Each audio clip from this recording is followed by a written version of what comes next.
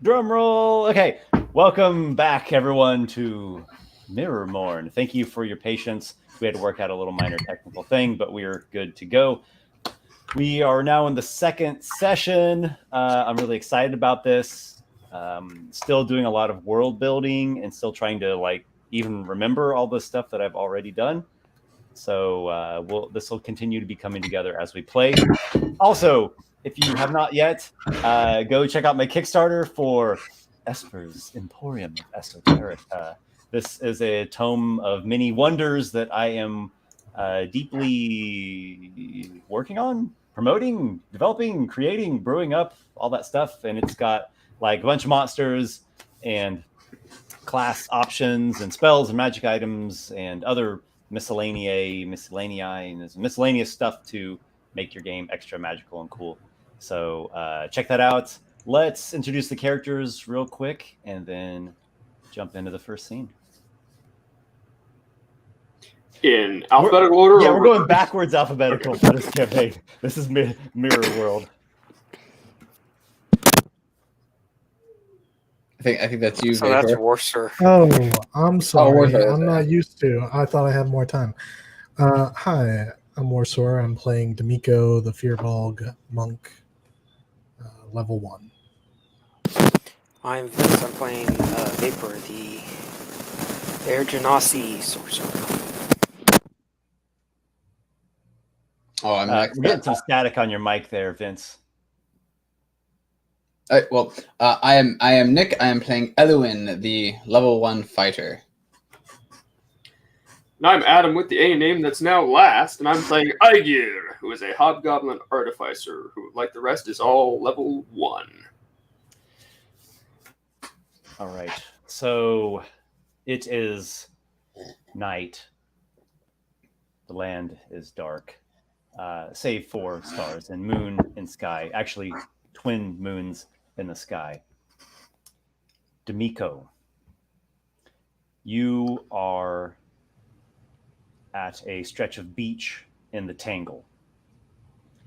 To your sides and behind you is the Tangle itself.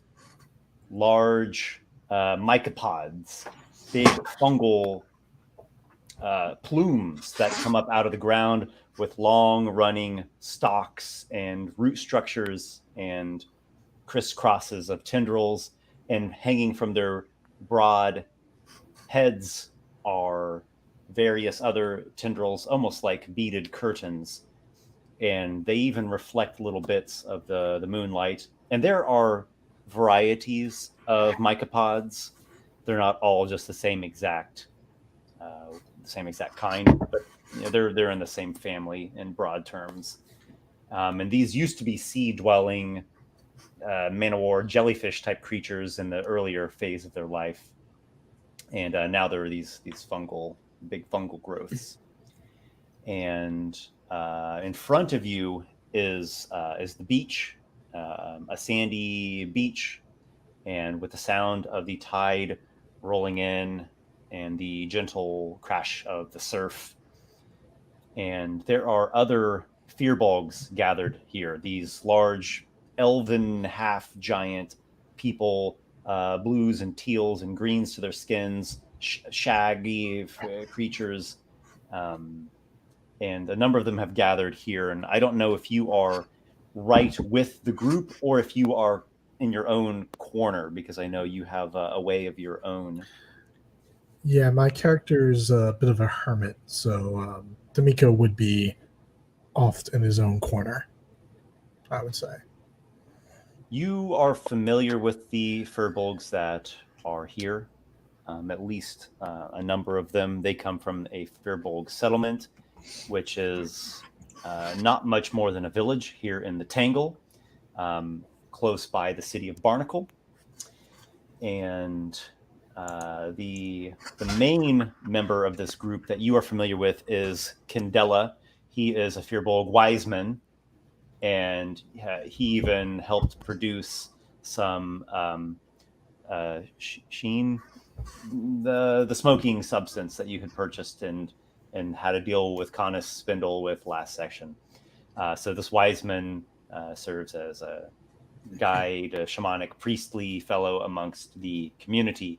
And he and others stride out into where the ocean waves are lapping against the beach here with the night waters. And they are carrying these vessels, these petripod vessels, kind of stonework things that have been hollowed out. And they are carrying inside of them a substance that you are familiar with called latkafir, which is a sort of yogurt wine fermented out of a kind of mycopod sap. And this is a religious procession here. This is the religion of the Firbolgs, and I believe yours as well.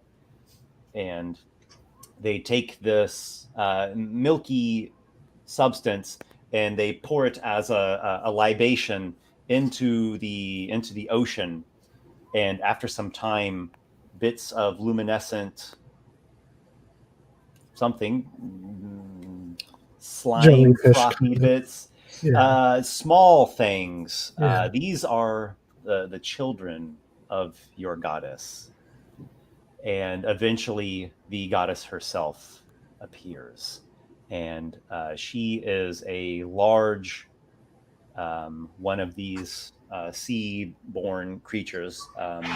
It's the phasalopod. She's one of the large phasalopods, just a giant one, bigger than an elephant, and has a semi-translucent body, a bulbous form, these tendrils that stretch just impossibly long, and exuding from her are these luminescent swaths of what are called her children. They're just the tiny little spawnling things that are almost too small to see, but they clump together and they form a sort of slimy bit.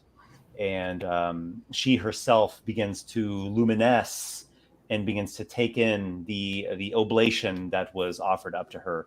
And this is the glorious goddess of your people, known as Lat Lengyat. I need you to type that so I can remember it. Otherwise, I'm not going to remember. I am prepared for the typing. There it is. Thank Lat you. Lengyat. And wise man Candela, after having completed the oblation, speaks. Proclaimeth triumphantly all who love and cling in obedience to Mother Star of the Depths, she who merges sea and sky.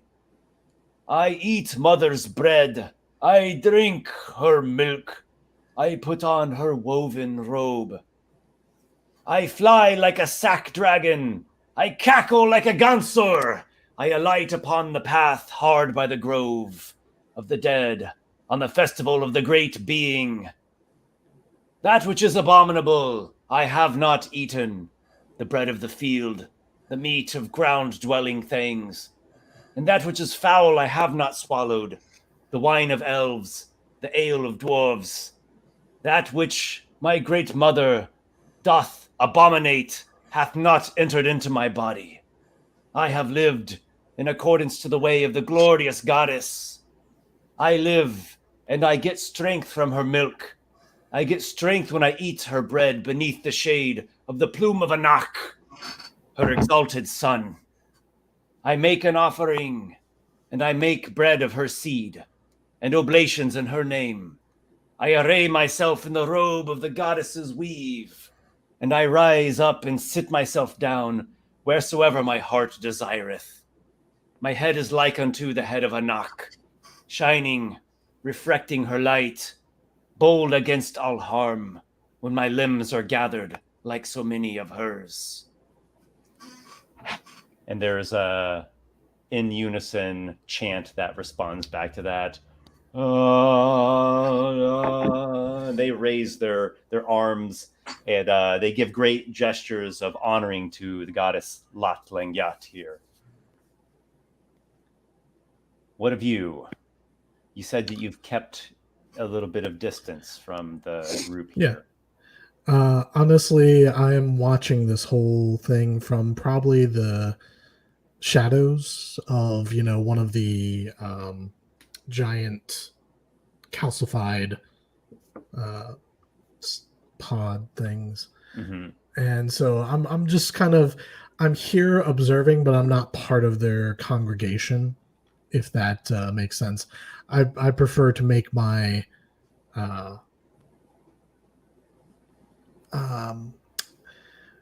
my introductions after they've gotten their formalities out of the way. Now the rest of us here as well, or is this just Dimico? Just Dimico. Just Dimico. Or Dimico, sorry. Unless you invited somebody, Dimico. I don't think so. I think you all had things that you wanted to do to prepare. Mhm. Yeah. So this is the night before we're going to go on our mission. Oh, that's right. Sorry. Yeah, this is happening concurrently to what the rest of us were doing at the end of last session. Gotcha. Very well. Wiseman Candela's group continues their praises until the goddess has drank herself into a sort of lilting state of bliss, and eventually she recedes gently back through the waves, and the congregation gives its closing prayers, and they clean out their vessels and begin making their way back the way whence they came, a different pathway through the tangle. And you see their long woven mutapod tendrils, robes, swaying back and forth as they go with their large plodding Firbolg steps, which actually don't make a great deal of noise despite the large size, 7.5 foot tall people here. They're giants, but they're natural. It's their natural form. It's not like they're oversized, bulky, weird things. They're these are no trolls nor ogres here. Yeah, exactly. Do you speak with any of them once they have receded from the immediate area of the beach? Dimico actually just watches, kind of hidden. Maybe they notice him, maybe they don't. But he would not approach them or make any attempt to speak with them. Okay, so you observed their libations, their prayer. They had a time of kind of a trancy communion. They drank as well, sharing literally the communion with the Lat Kafir, and then they did their closing prayers and washed their vessels and proceeded away, leaving you alone with the waves and the sound of night beach shorebirds. Based on my personal experiences with religion and such, this seems like a ritual that they do every so often. Absolutely. Maybe once a week.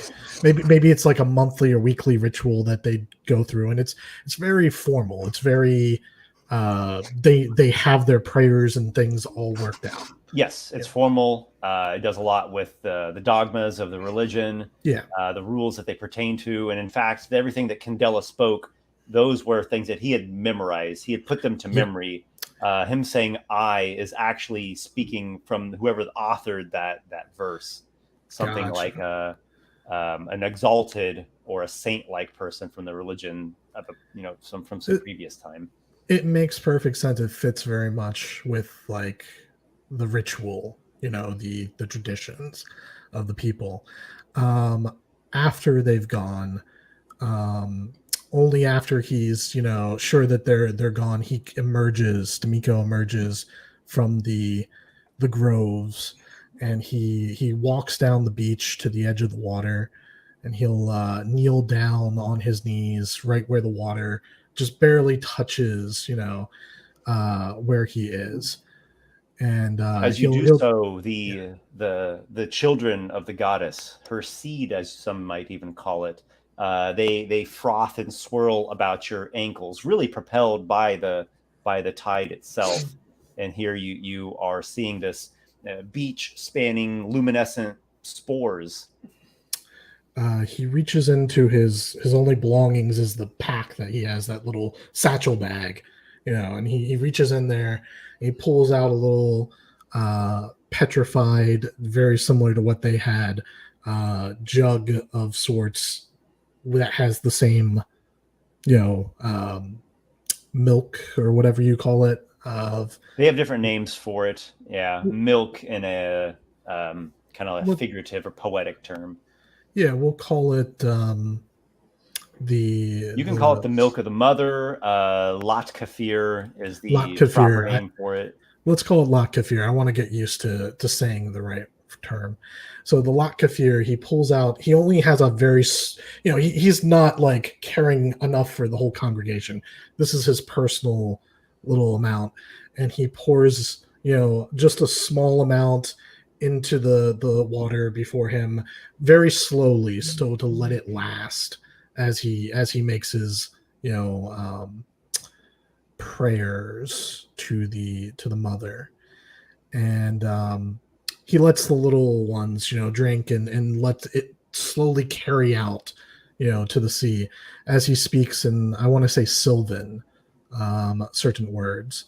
Now he's also, I feel like he knows the religion, but he doesn't follow the strict traditions. Because he's been raised more in tune with it rather than just outside of it. You focus more on the spirit than the dogma. Yeah, I think so. So Dimico says in Sylvan, Mother,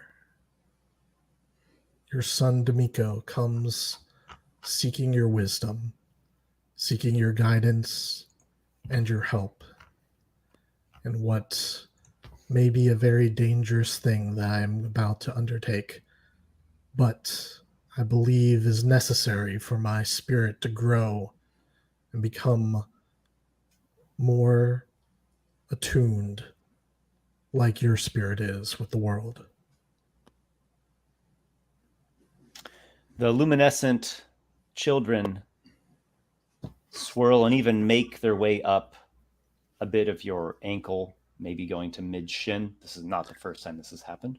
He's kneeling down. He's on his knees, so it's pretty easy for them to do so. Mm-hmm. And the main sensation you feel is just the constant coming and going, lapping of the tide. Yep. And it draws out your offering into the waters. And you see a kind of a bulbous top with a little crest ridge running along it appear, and some of her longer tendrils are also visible through the dark waves. And indeed, reflected upon her are the various stars and the two moons.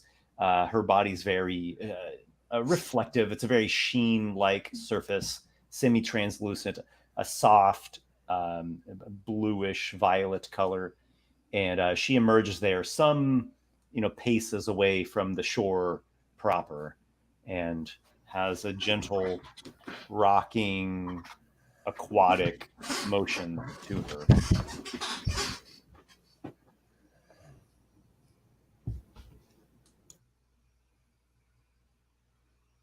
Do you say other words, or do you just internally? Dimico was waiting for her to appear, and he's still waiting. He was very patient, but I would say, Mother, thank you for seeing me. I have a task which I am going to be undertaking very soon, on tomorrow. I know time is not hold much meaning for one such as you, but I need whatever strength and gift that you might give me, that I might be able to return here. There may be great danger.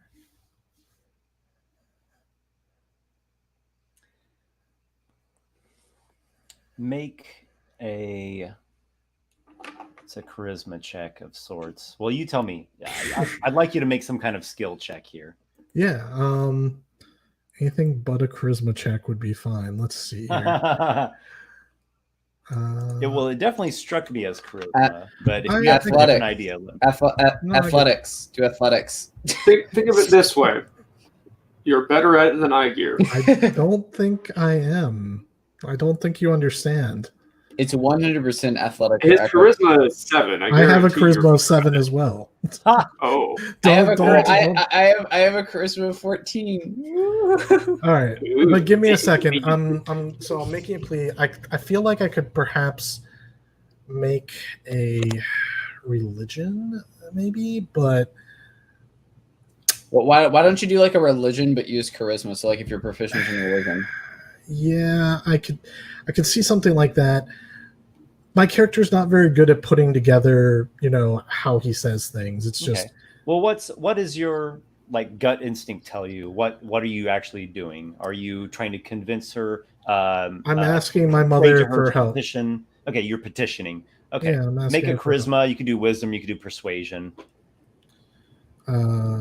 When you say wisdom, use wisdom. Charisma. Okay. Yeah, you could do charisma, Wisdom. religion, or charisma, persuasion. Okay.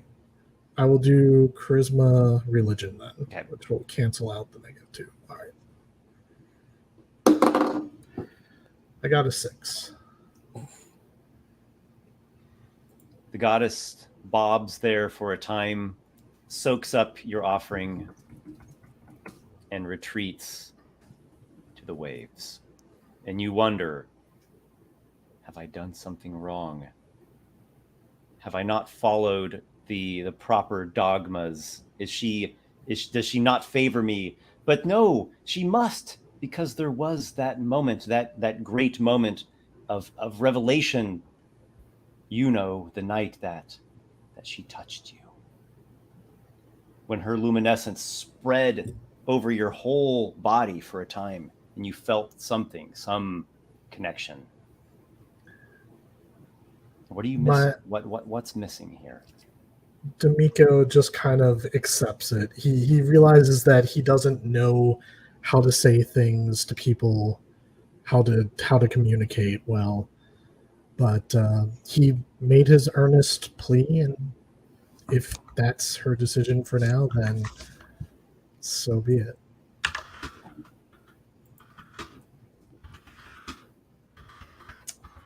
Let's turn our gaze towards another individual. I don't know if anyone has anything quite so profound as a nighttime ritual with a goddess, but if you have something that is important or pressing or of preparation for the next day. I think I more or less covered all that Aygir did last session in terms of him going and basically packing up his whole life that's transportable in case he doesn't come back one way or another. Mm-hmm. But if there's leftover time, he will descend from his rented barnacle dwelling and find one of Klingsted's nicer drinking establishments. I will. Oh, go ahead. Oh, I was just gonna say, Elluin would probably speak with his mother and his younger brother, just to let them know, like, that he, what's going on with, like, what he's gonna be doing and how he's maybe has a lead on the murderer of his older brother.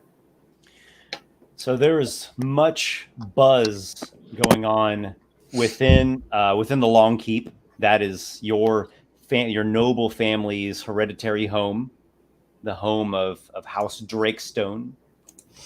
And there is buzz beyond the walls. In fact, all of Barnacle is really, really anxious and nervous and concerned and talking about the rise of the Night Stalker, who is a nighttime prowling killer who has struck down 5 targets now, the 5th of which being your own brother, your older brother, Rourke, who was a knight. So this was the most high-profile target and also the most formidable target, as a proper elven knight is no trifling foot soldier.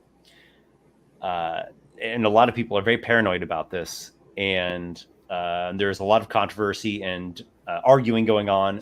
Many people say, stay at home, lock your door, lock your shutters, barricade things, watch out because he's struck at night every single time, thus the Night Stalker. Other people say it doesn't matter. He killed Rourke Drakestone in his home, in the Long Keep, at night. So if he can slip into a castle and assassinate a knight, what good is anyone going to have, clasping your shutters? So this is the kind of talk that you just hear everywhere, and there's hunts and searches going on, and there's like blood vengeance being sworn. He's also killed another target, and we can get into that at a later time, but he's killed another target on the other side of the political spectrum of the Merocrats. So Barnacle's duarchy, there is House Drakestone, and there are the Merocrats. And they're the two political authorities, and they both have essentially equal power. They really govern some different functions of the society, but in general terms, they have about equal standing. So your mother is, of course, just absolutely terrified at the thought of this. I've lost my eldest son.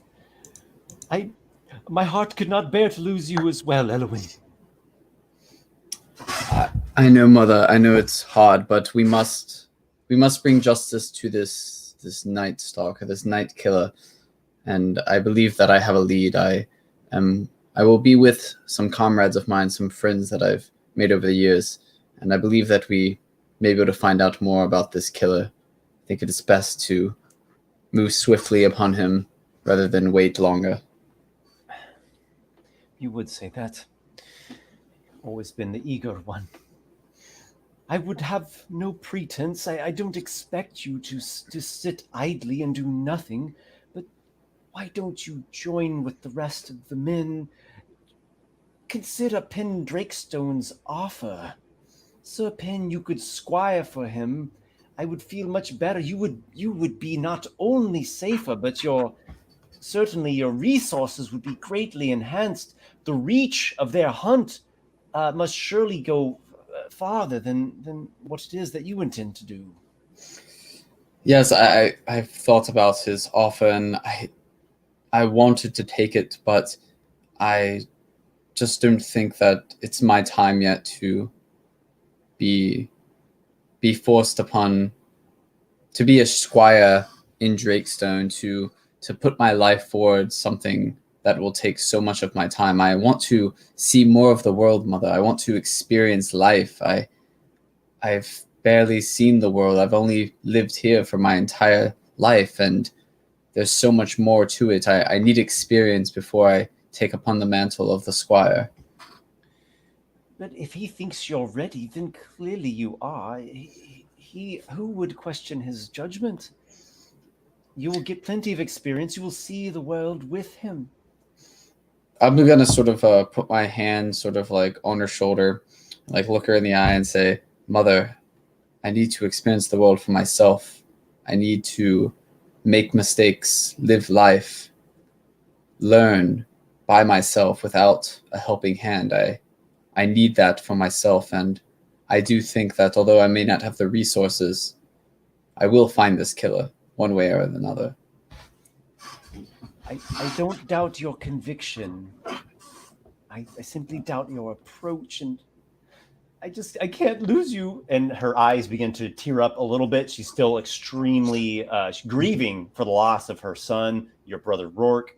And she looks at you. She's got these big bright blue eyes that are now sparkling with tears. Long golden hair. She's definitely well into middle age, so getting a little bit creased from that, but still a beautiful woman. And she hugs you. She cries on your shoulder. She's broken down every single day since your brother died. Multiple times. And she grasps your hands. I'm pleading with you. If you have any love for me, don't do this. Don't stay here. Join with the men. I can't lose you. You are my precious, my true son. There is something you notice.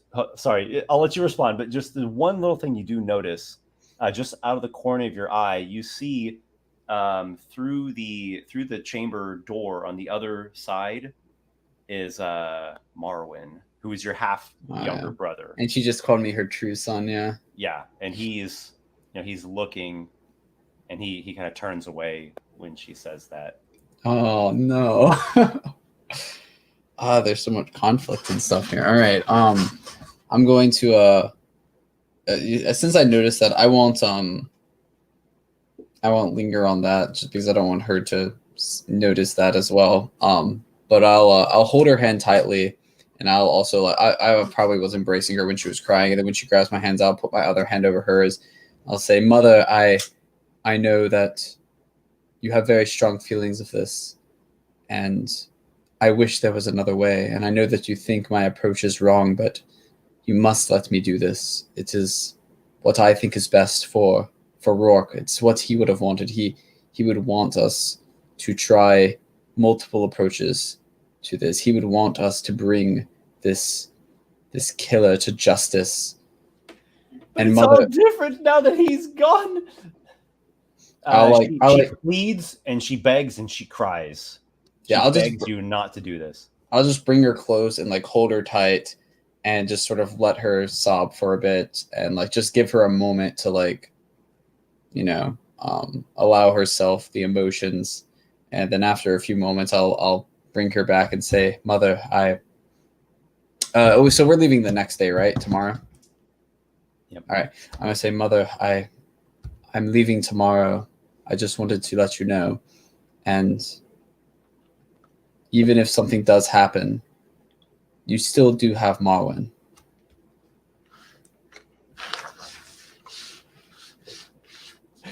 Get out. Wow. I'm saying that in like sort of like saying that like she has another son, right? Right. So. In refusing to abide by her word, she tells you to get out, and you're basically just leaving her sobbing on the floor. Mm-hmm. Yeah. I mean, there's nothing really more I can do. I mean, because I'm gonna do it, right? So yeah, I'll leave, and I guess I'll go find Marwyn. You speak with Marwyn afterwards. He's your younger half brother. He is a human. Mm-hmm. So what happened was your mother had a love affair. This was actually post separation from your father, so this was not the cause of their separation, but it was a love affair, as it was with a dwarf, a servant of the household, a serf really, Eberhard. And so the elf dwarf union produced this human, and many people in MIRRORMOURN view humans as mongrels and bastards. And legally speaking, he is a bastard. He cannot rightfully take the name Drakestone. He's just Marwyn. Yeah, I'll approach him and say, "Hello, brother." "Hello, Marwyn. He's actually not very old. I might need to be careful with the voice there. Sorry. Yeah, I look on the page. He's only 15. Yeah, so he's pretty young. Yeah. Hello, brother. Hello, Marwyn. I wanted to come to you and let you know where I'll be. I'm going off to try and find more information out about this night killer, this night stalker. And your mother is in a very, very poor place at the moment emotionally. I need you to be strong while I'm away. I will not be able to. I do not know how long I will be gone for, but you need to stay strong for her. Can you do that?" Make a persuasion check. Let me find my... Oh, I'm actually proficient in this. Fantastic. It's a 15. He looks at you, and it looks like he wants to say something, and he doesn't, and he swallows it back. I will do my best. I've never seen her like this. She won't stop drinking. I'm going to, he's probably shorter than me, so I'll like get on a knee to like look him in the eye, and I'll put my hand on his shoulder and I'll say, "Marwyn, I know that sometimes she says things that you may not like and it can hurt, but she does care for you. She truly does, and at this moment she's just hurting. You must be stronger than she is right now, even if she does say things to you. Be strong for her and be strong for Rourke."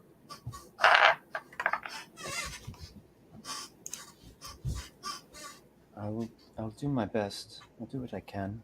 But Rourke's gone now, and you're going to be on a hunt of your own.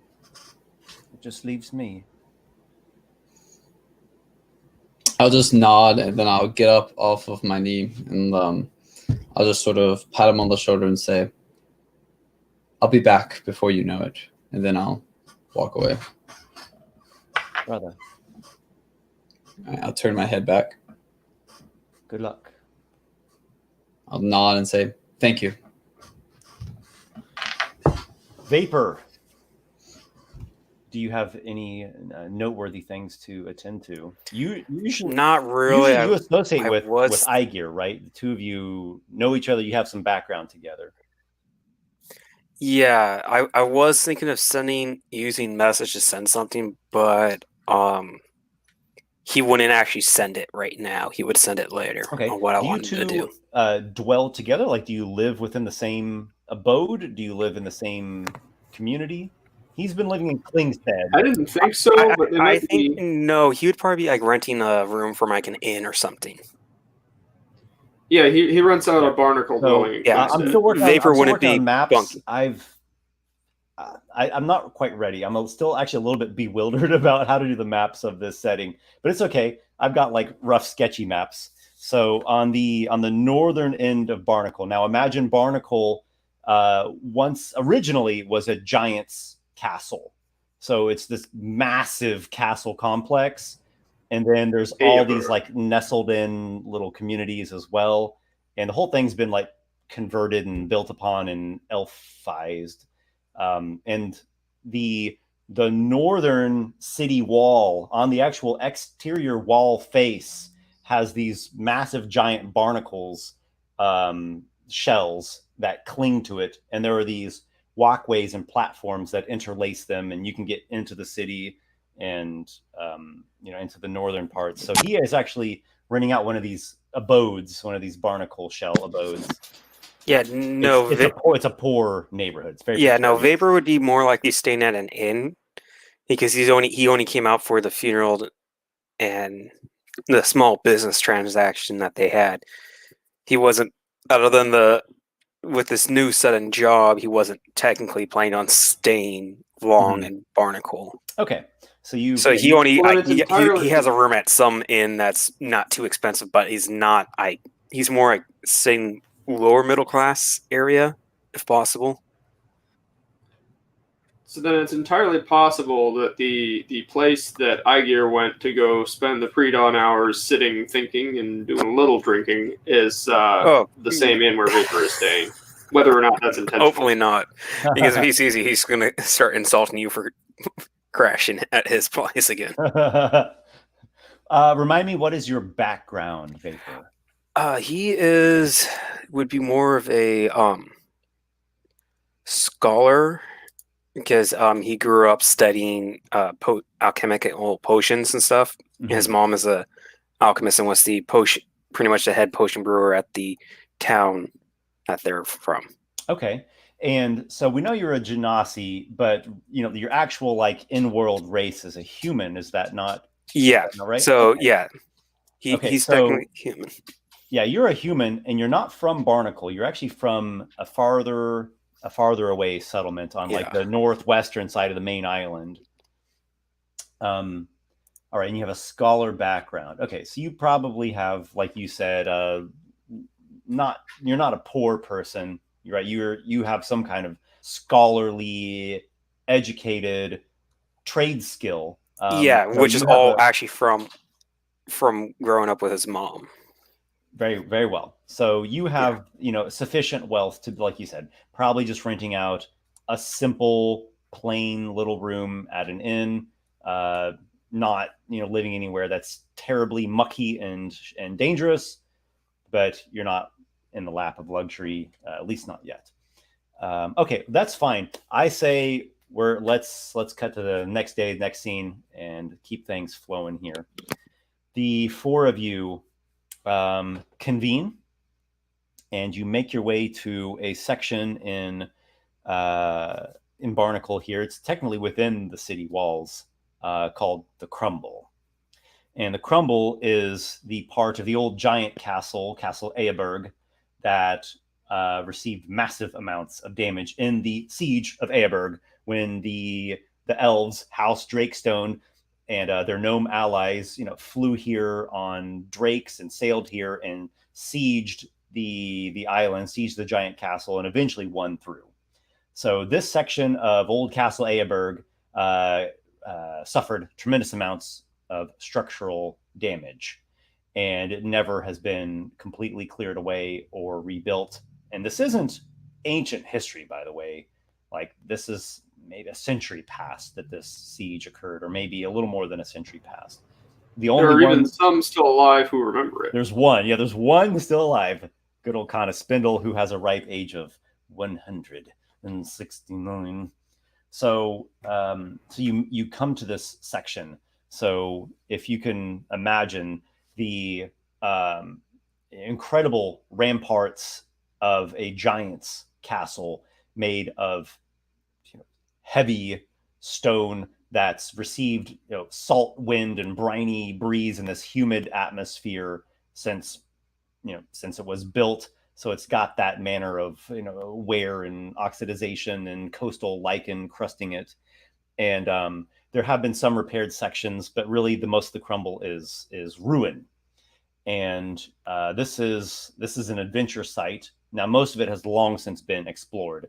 Its tunnels and its dungeons have been picked through by other adventurers and treasure hunting companies throughout the decades. But you all have learned that there are indeed other less accessible. No, that's not quite the right way to say that. Previously unexplored sections, previously undiscovered sections of the Crumble, tunnels and chambers and dungeons and such that just maybe they had been collapsed in one way and no one had ever came across them. So there have been some new ones discovered. Connor Spindle told you about this. His homunculus Dunka meets you here, and Dunka seems to have found an entrance that had been previously undiscovered, lying there undiscovered for quite some time. And Dunka said that he had explored some of this area, and he had heard things. He had heard, in particular, meetings of a group called the Crossroaders. And the Crossroaders is an outlaw gang that typically layers outside of Barnacle. They layer in a different region called the Lattice. It's not terribly far away, but like it ain't here, and it ain't like the next day's travel. It takes a little while to get there.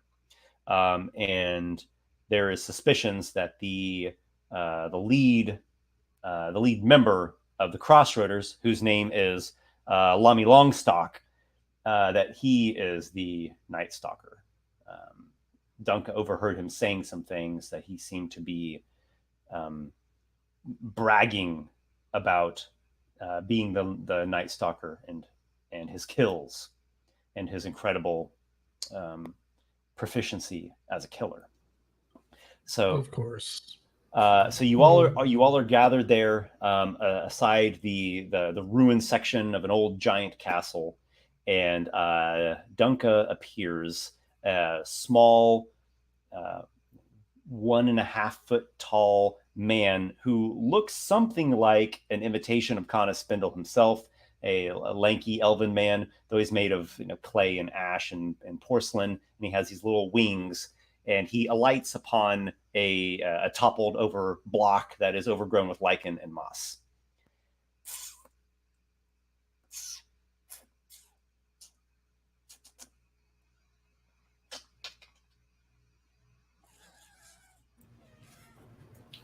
He gestures and begins, making his way, and he climbs along the rocks, and when there's a bit that he can't climb on because he's so small, his little wings flutter and flap and gets him over to the next bit. Things that you all can walk or stride your way up with a bit of effort. Right. I think it wants us to follow it. Think? I think that's You think? claymation. Really? What possibly reason could you believe it wants us to follow? Because it waved at us and it's now walking off? Yes, that is exactly what it did. That does seem to indicate that it wants us to follow. That is exactly why I think it Well, wants us to follow it. Are Actually, we going to do it, or just stand here talking? Oh yeah, Elluin would have probably already Aygir started would have walking when probably you took said his that, first step, like, as the homunculus was flitting in that direction. Yeah, no, like as Elluin's saying that, he's beginning to Dimico walk. Yeah. lets them take the lead and then follows behind. Yeah.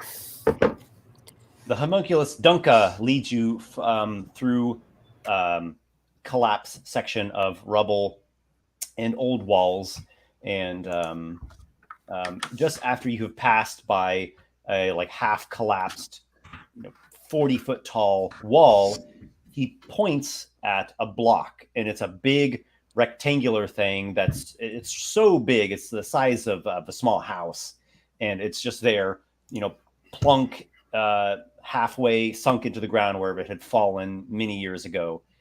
And he points at a facet of this large block.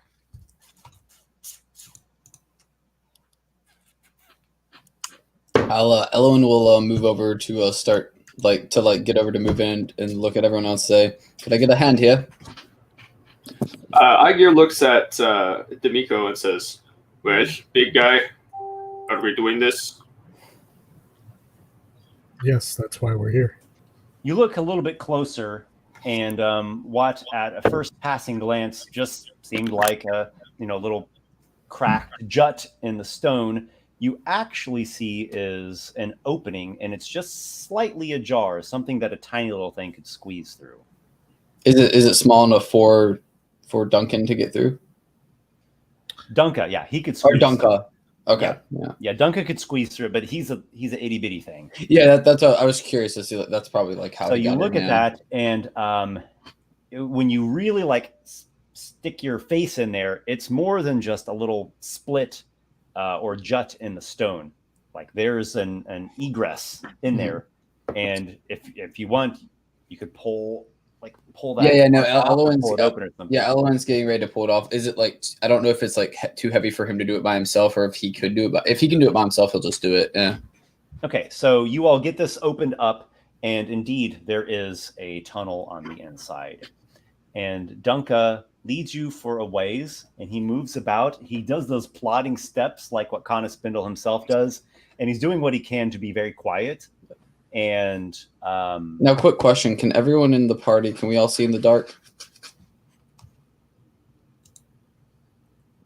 Because I'm assuming it's dark. I'm assuming it's dark. Yeah. I know. I have dark the vision. Hobgoblin can. Yeah, I have dark vision. I think the Firbolg can. I might be the only one who can't. I don't see anything on the Firbolg. Give me a second. I'll double check. Yeah, I'm not seeing anything about dark vision. Okay. I'm just curious so that we can get things prepared, because I'm assuming if I was a fire Genasi, I would have dark vision. I'm assuming it's dark in the tunnel. Here's what you see. The immediate egress that you enter into is quite cramped, and it is crumbled and broken, collapsed. So you have to squeeze by and crouch and crawl, and this it's dark. But you've got daylight feeding in from the opening that you just pulled open. And then this eventually plops you into a corridor. So imagine like, a crack or a hole in the wall, and then you jump down out of that hole and land into an actual corridor. A corridor fit for giants, mind you. So it's wide, stretching. The floor stones are big, big suckers. The ceiling is really tall, built to accommodate people that are 20 feet tall or more. So you feel like mice when you walk into this giant's corridor. The lighting in here it's a subtle indirect light, whatever is lingering from the old ever-burning sconces of this place. Yellows and pale greens. Here and there you'll come into dark sections that are just pooled out with shadow, but eventually you'll come once again to some section that has some more illumination. Gotcha. So if we want to just kind of even that out, I'll say the whole thing is dim illumination. Okay. Well, I don't have any special vision as a Firbolg. Yeah, I don't either. If I was a fire genasi, I would, but not. So not you guys can still see in here though, right? Since it is like kind of dim light. Barely. Mm-hmm. Yeah. Yeah, you Do can. we? Yeah. Okay. If you don't have dark vision, the dim light will give you disadvantage on perception checks to see things. Yeah. If we wanted to, like, we could get a torch or something. But I don't think it's necessary. I don't want to give away our position. So. Stealth would require, yeah. No Yeah. torch. Exactly. Yeah. So you're in this massive corridor of a ruined giant's castle, a subterranean passage, and it stretches to your right and it stretches to your left. And Dunka looks to your right-hand side and he goes, and he looks to the left and he says, All right. I guess we're going to the left. and he, in his little quiet, sneaky steps, goes that way, and he takes you to a. Whoa, we haven't said we're going with him. No, I'm just Okay. We You all wanna just take a turned step, right. roll an acrobatic check to see we- if you maintain your stability. Yeah, we see him going left, and it's just like, you know what? Let's go Let's just right. go right, yeah. I And wanna Esper's open like, the door. oh, God. Make an athletics check. Failure. You break your hand trying to open the door. You We're just smack walking yourself around. in the face. All right. Yeah, I'm sorry. So Go ahead. yeah, but you do raise a good point. How are you all going about this, moving through this corridor? I mean, I'm gonna go as quiet as I can. Go Yeah. left. If Aygir has a say, it single file along one of the walls, and then if it becomes something where we're needing to be, we can spread out so we can all Mhm. walk side to side and block as much of it as we can. Yeah, if it's single file, it would probably be. Well, it depends on how we want to do it. Because if there's a potential fight, then Elluin would probably need to be first. But if we're trying to be more stealthy, then someone else should be first. It doesn't matter. I think single file along one of the walls is good enough. That'll keep us more hidden for Yeah. longer in case there. Yeah. Okay. I You mean, see we're the so corridor close. stretches a ways and then it turns like an L-shaped turn up ahead. So you use the one wall that would give you the cover. Gotcha. And we can make stealth checks whenever you ask for them, DM. Yeah. I might call for that later. Though I would like each of you to just real quickly give an overview of what kind of gear you've brought with you. What are you equipped with? Sure. Well, Vapor's got on will look like some darker color robes than what he had yesterday. More of a gray color from where he comes from. They're more of a gray tone colored. He's got a staff in one hand that has a spiral, like several lines spiraling up towards the tip, which will have a bit of stone embedded onto the top. That is pretty much his magical focus right there, the entire staff. And then he's got a small satchel of components for different spells that he needs. Elluin he's got his chainmail on. He's got his shield, his long sword. It feels so weird because I feel like I'm like the pretty boy rich kid in this party. So like You are. Yeah, Playing yourself, Nick. It's fun. yeah, exactly. But he's probably like his armor is probably like polished and clean, and his sword is probably sharpened to a point.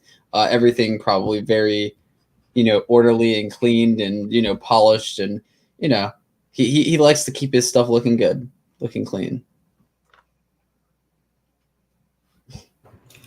Aygir is wearing his coat of lamellar scales over top this time of his Xena hide leather suede coat, which is all in shades of faded red and yellow with its blue glass buttons. And he's got on his left hip, he's wearing his cavalry saber, which is a long sword, and his sort of bow holster, which holds his bow, which is currently strung because he expects perhaps get into a fight.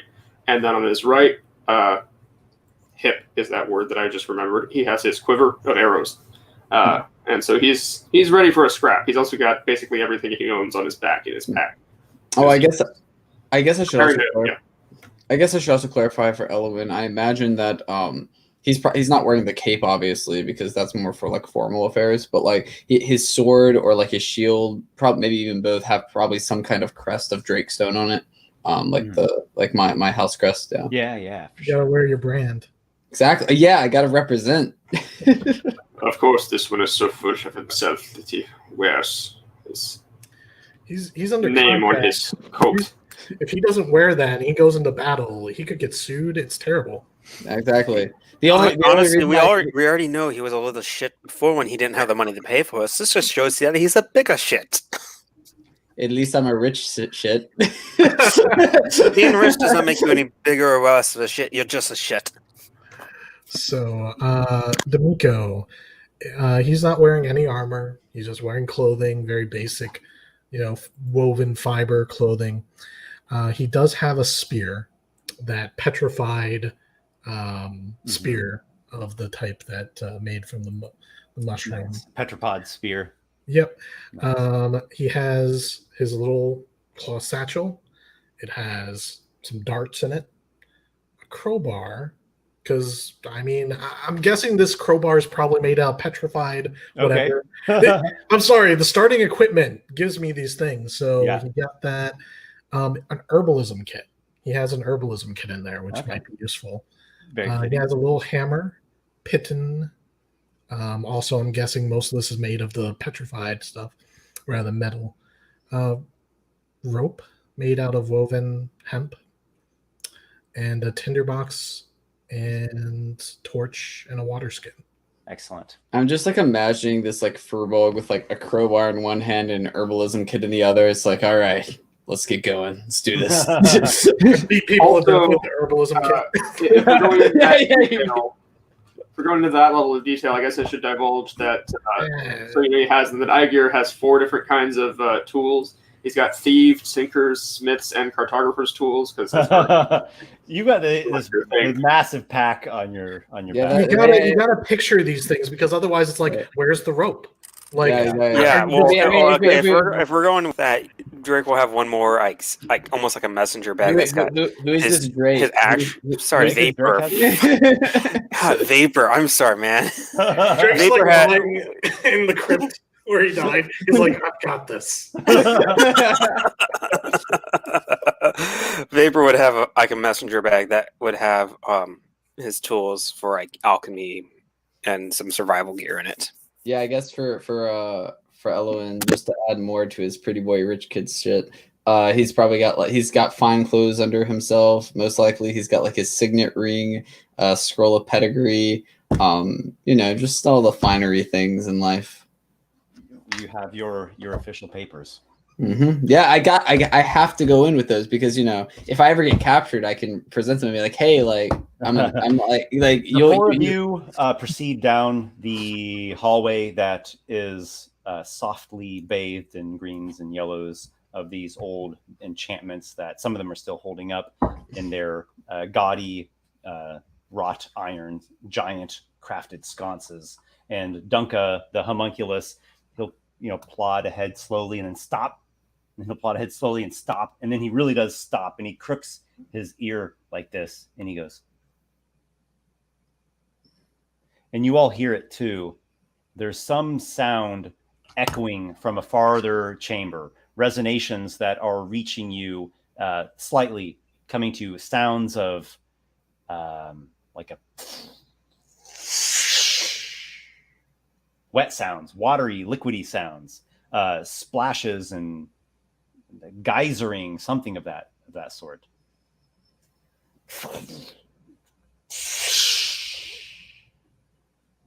So it's like does it sound so it's like a geyser sound, not like a waterfall, like just like an actual geyser Correct. sound? Yes, it's not a waterfall where it's a constant falling. It's it's like a whoosh or a rush and then a spatter back down. Gotcha. Though it does happen very it's not intermittent, it's very regular. Gotcha. Yeah, just every few seconds or so. Well, which one of you wants to go up and see if you can go unseen and look through the door? Don't you, Dimico, move like trees? Or is that just in the tangle? You're muted. Sorry. I was like, okay, I'll go take a look. And Dimico starts creeping forward. Dimico, you creep ahead a little ways, and the sound of these echoes gets slightly louder. You come to the bend, the turn, and it's a sharp turn to your right, and you see that the corridor has some steps going down now. The steps are giant's steps, so they take you a little bit of extra effort to get down them or up them. And a smell comes to your nostrils as well, an acrid chlorine type smell, something wafting. It's not super strong, but you're starting to notice it. Dunka, peeks around the bend, and he seems nervous to proceed ahead. Yeah, Dimico's nose wrinkles up as he smells this, and so I haven't seen anyone yet, Esper. You have not. And there's only one path forward, or is it split anywhere? Just one path forward. And you can make out just parts of it. There are these big stairs going down, so it kind of blocks off, what actually is down there. Dimico carefully will, creep ahead a couple steps, listen, see if he hears anything, creep ahead. Mm-hmm. Do you want to go up to the foot of the stairs, the top of the stairs? Well, I was going to actually go on the stairs a couple steps, but yes, We'll start with the top. You get to that location, and you're creeping carefully ahead. Still haven't seen anything. The sounds of the geysering somewhere echoing from a deeper chamber. And the walls here show a little bit of extra damage. There's some bits of cracking and crumbling and scree and rubble here and there. But by and large, the structure is holding together. And you notice the stairs go down a ways. There's a landing, and then there's another set of stairs. And collapsed onto that second set of stairs is the corpse of a giant, an old skeleton in rusted out, oxidized armor. A huge thing, easily 15 feet tall, if not taller. Okay. So the second stairs are collapsed, and it's like just got this giant skeleton sticking out? I wouldn't use the word collapse. I think that might be too extreme, but there is some cracks and some rubble chunks that have fallen. The skeleton is lying there. Yeah, an old desiccated husk with just tiny little bits of dried sinew and hair and badly rusted and oxidized armor. And I still don't see or hear anyone. Do not. Okay, I'm going to go back. In its bony giant hand, a massive sword, pitted, cracked, rusted, worn from ages. Clearly, I just need to take that sword and I'll have an epic weapon, No, I know, right? Look what I found! Yeah. Hey guys, I found a giant sword. As if I were a large creature, I'll have you. No, I go back to the party at this point to let them know what I found so far. Seems like stairs. They go down. There's a skeleton of a dead giant. You didn't see see or hear any voices down there? I didn't go all the way to the bottom, but I didn't see anything. I figured I'd go back and bring you guys to the skeleton, and then we can move forward from there. I think that you really would think somebody would have moved it. Perhaps. Yes. It's down there. Oh, and your family's powerful. Why haven't they cleaned this up? Well, we don't know. We didn't know. No, we didn't know about this. That is no excuse. They should have done more cleaning of the city. As I said before, your family's a bunch of shits. Wow. Yes, they may be, but at least I got us paid. So... Well, the way I see it, Lord Spindle got us paid.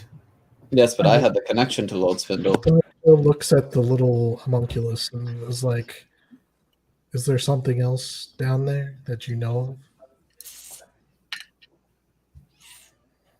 Okay. It nods its head. It seems nervous to move forward. It seems there's danger ahead. I think we should all group together where the skeleton is and then carefully determine where to go. Yeah, I agree. I think it's good to move ahead. If Someone that spends all his time in the tangle, you know, that makes a lot of sense.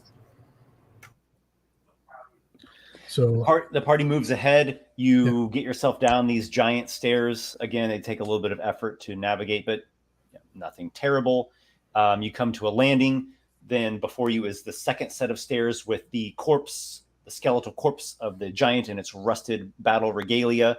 Beyond that, you see another landing, and then the corridor shunts to the left, so the wall would be blocking off view. Now, really quickly, with my historical knowledge, what can I discern about the giant and its armor and such? Mm-hmm. Clearly, this was one of the original inhabitants and occupants of Castle Aygir. And by the look of it, it was a fire giant with a massive, broad, great sword armor that was forged in magma forges of the giant kind. Hey guys, if it's magic armor, it'll automatically go to our body, so it'll be fine. You know, all of this metal down here is just such a waste. They could have made hundreds of swords with this. Yes, I tend to agree. It's quite strange that it's been left here, but maybe no one has found this passageway yet. we did come in through a secret passage. Yeah, it could have just been never found, and this giant may have been here for centuries, perhaps, if not longer. Is the homunculus still hesitant to go forward? Yeah, you see Dunka's head at the top of the stairs, just barely poking over, and his eyes locked on wide. So there's some kind of trap here or something. Like something's up. So he's the insurance policy. If we all die, Esper still gets to report back. Yeah. I'll creep ahead. Now is that sound of the guy? We can't see that yet, right? That's like in the next room. Okay. You haven't seen it yet. You suspect you're getting a bit closer to it, but it still sounds kind of far off and echoey. Some acid pits. And there's just this kind of chlorine acrid sting in your nose and in the air here. I'll also go forward with Dimico. We go up to the corner that you said we couldn't see past, and then peek around the corner. Yeah, I'll do that as well. The corridor stretches on, and then it does finally have a split. It splits like a cross intersection, so you could continue ahead, or you could take a right or a left. Okay. Where does it sound like the geyser's coming from? Do we know like the direction? The right-hand passage. Perhaps we should investigate what this geyser is, and maybe there's another detail that's worth noting. It looks like if you continue straight, it's going to lead you to a chamber where there is a fume or a haze, like a concealment fume. Oh, that like smoke. It might be, but you're not sure. There's some sort of hanging haze in the chamber. Straight, there's a haze chamber to the right. We have The popping geysers. And to the What left. to the left? Yeah, what do we see to the left, Esper? There aren't details that I can describe. Just kind of unknown. Yeah, you'd have to go there and look. But there's nothing. There's like no sounds or yeah. So there's like there's an unknown and two knowns. Yeah. Let's go check out the unknown. I think, but it's Elluin. You're the leader here. Yeah. No. Elluin would definitely like get opinions. So yeah, Elluin probably says, yeah, perhaps we should check out the unknown. I think it's best that we know what we're getting into before Yep. Your party strides down the corridor, hangs to the left, and you come upon a chamber. There is an exit if you just were to continue walking straight through it as well. The chamber in one of its sections has 2 eggs. Now these are eggs that none of you have seen before. They're rather big eggs, by the way. They don't look like small eggs of Like big enough where you have to carry it with 2 hands. Esper, yeah, even if we these never eggs are about 3.5 feet tall. Pretty big things, and they have a thick leathery shell. Esper, even if we've never seen it, could there be a nature or a knowledge check of some sort? Because maybe we've read about it. Yeah, that's what I was thinking too. I would say, would it maybe a history or an intelligence check, or it could be either. You can pick either nature or history. I'll do a history. Now, if you're going to roll history, it needs to be like that your character has studied history, and you might know something about this giant castle. I am proficient in history. I don't know if that would count. Yeah. Well, Vapor would go for nature because of alchemic. Yeah, like Vapor might not be too keen on the history thing. Natural 20. Oh, I rolled an 18, so that's going to be a 20. Yeah, just a 20, an unnatural 20 for me. I also got a natural 20. Wow, we all rolled really well. Where was this yesterday? I needed this last night. Tell us everything, Esper. Aygir probably studied the castle You as say well. we've never seen he it comes before. up with an 18 as well.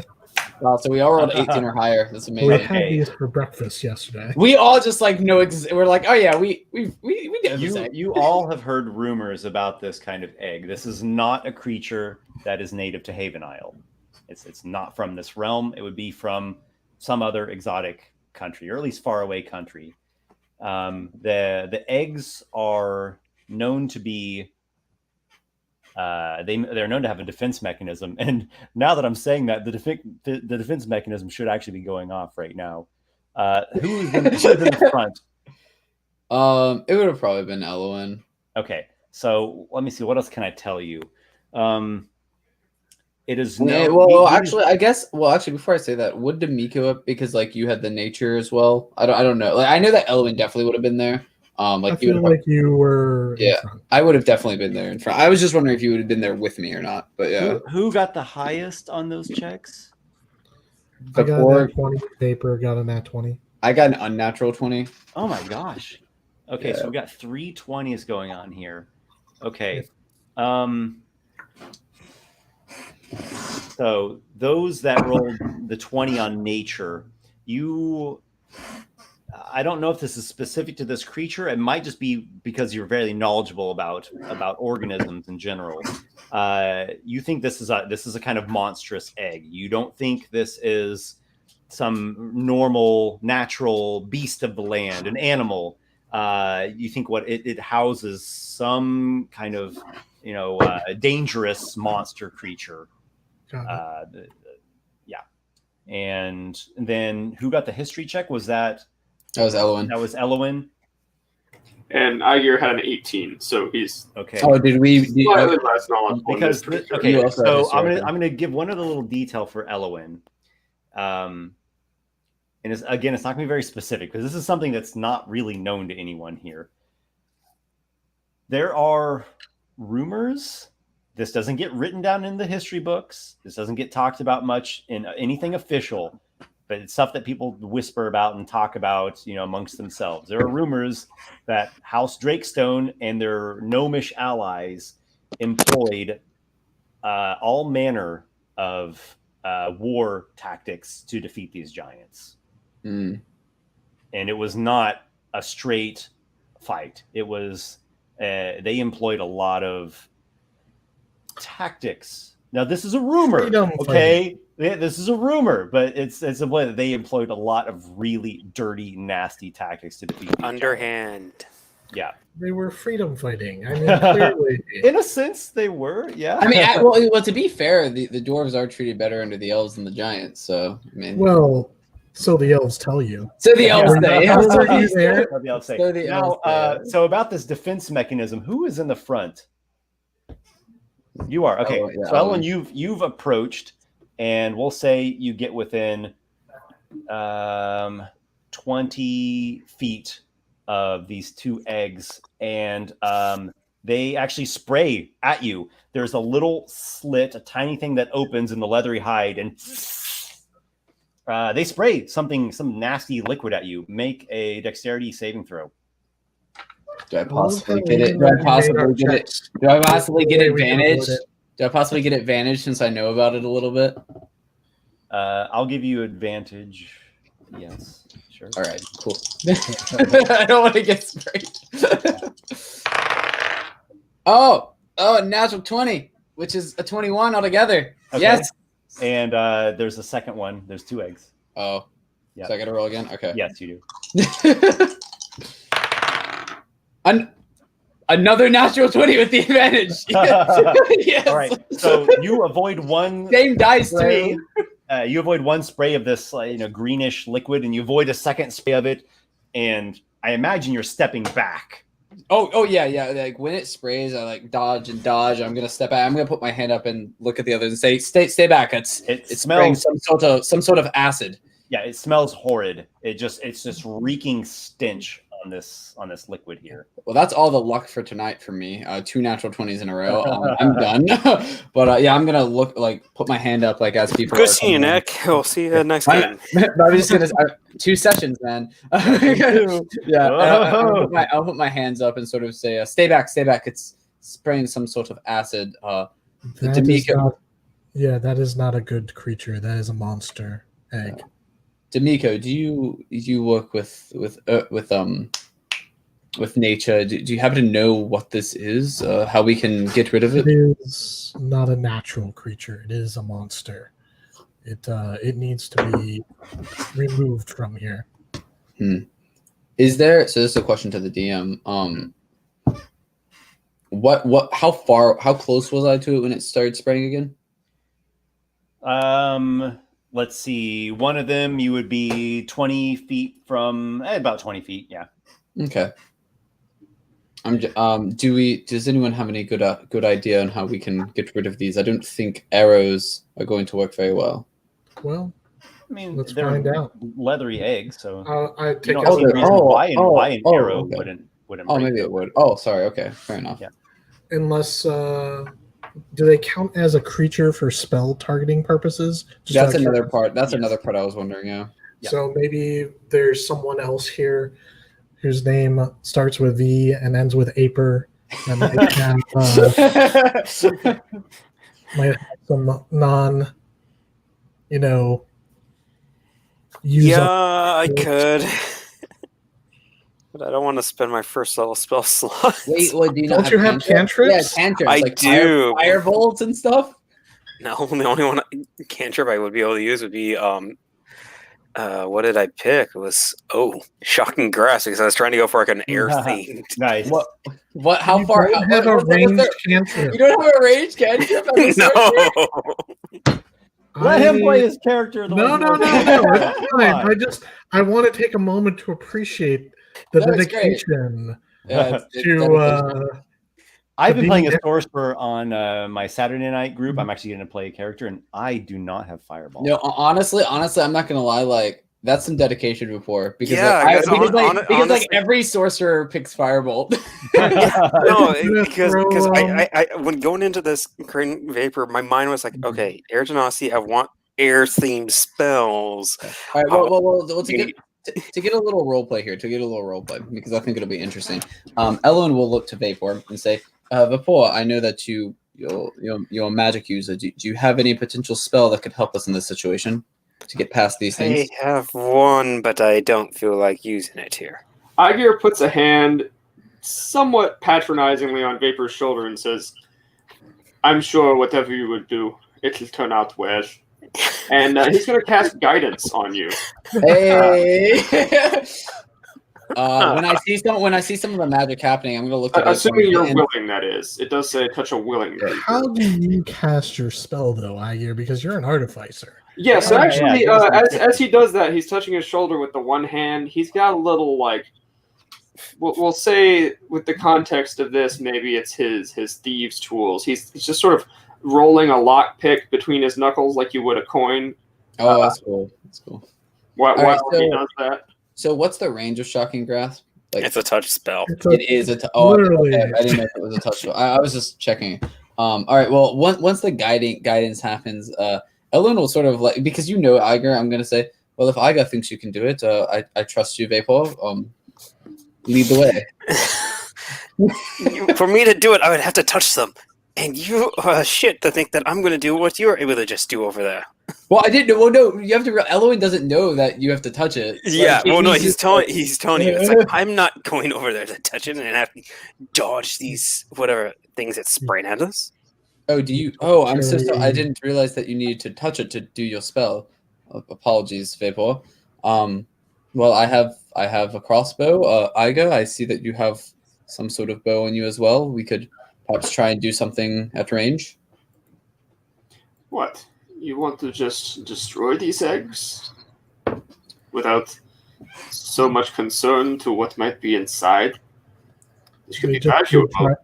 They did just try to spray him. Yeah. I think that's a hostile intent. They made the first move. Yes, I generally wouldn't harm something if it was just an egg for no reason, but if Dimico thinks that it's a monster, then I don't see any way of solving this problem. That this is not a natural occurring creature of this island. Yeah, like Elluin's definitely not for like just harming innocent things, but like it did spray him, and Dimico seems to think it's a monster. So, Well, then I'm not wasting an arrow on that. And Aygir is going to pull out some from his smith's tools bag, a little kind of like pin hammer and a piece of flint, and start knocking one against the other, and slowly building up more and more sparks in one of his hands, until he then is able to blow on it, and the wind of that almost looks like something Vapor might recognize, because it conjures a little sort of a mini lightning bolt jumping back and forth between his fingers. Well, shall I do it? Oh, definitely go for it. I won't be able to help you on that. Actually. All right, and he's going to cast. It's actually a custom cantrip Esper and I came up with called Storm Bolt, which is Firebolt. Oh my God! That was the thing I should have asked. I love how we've had this whole time. This was like, all right, now I've got it. Yep, and he will shoot that, which they're not wearing metal armor, so I guess no advantage on the attack roll, which means it'll just do less damage than normal Firebolt. Because it's like Firebolt plus or merged with Shocking Grasp. Gotcha. So 1d8, but lightning damage and advantage if they've got metal. Mm-hmm. So that attack against a stationary target is going to be a 23. 24. 18 you strike the plus egg 5, easily. 24. Wait, 23. 18 plus 5? 23. 23, yeah. 23, yeah. The egg is very easy to strike. Yeah. All right, well, so then that'll do 6 damage to the egg, which I'm guessing might have more hit points than that. You can just keep casting it, though. It's all good. It's cantrip. True. What does that do to the egg? Okay, so you send out your shocking bolt. It hits the egg, ripples across it, definitely does some damage, leaves a few wisps trailing up from where it got hit with the lightning, and the eggs spray in your direction. I'm gonna have to see if they can get to you. We should be out of range, right? Yeah, here's what I'm gonna do. I'm actually gonna pull up a map. I've been liking this Theater of the Mind, but the map's gonna help us now that we need to be specific about how far away people are. So because like once I saw the spray, I definitely would have like put myself further than the actual distance. You know what I mean? Like I would have been more careful. Here's what I did: is I just moved your token back here to get cover from the wall. That works, to get full cover.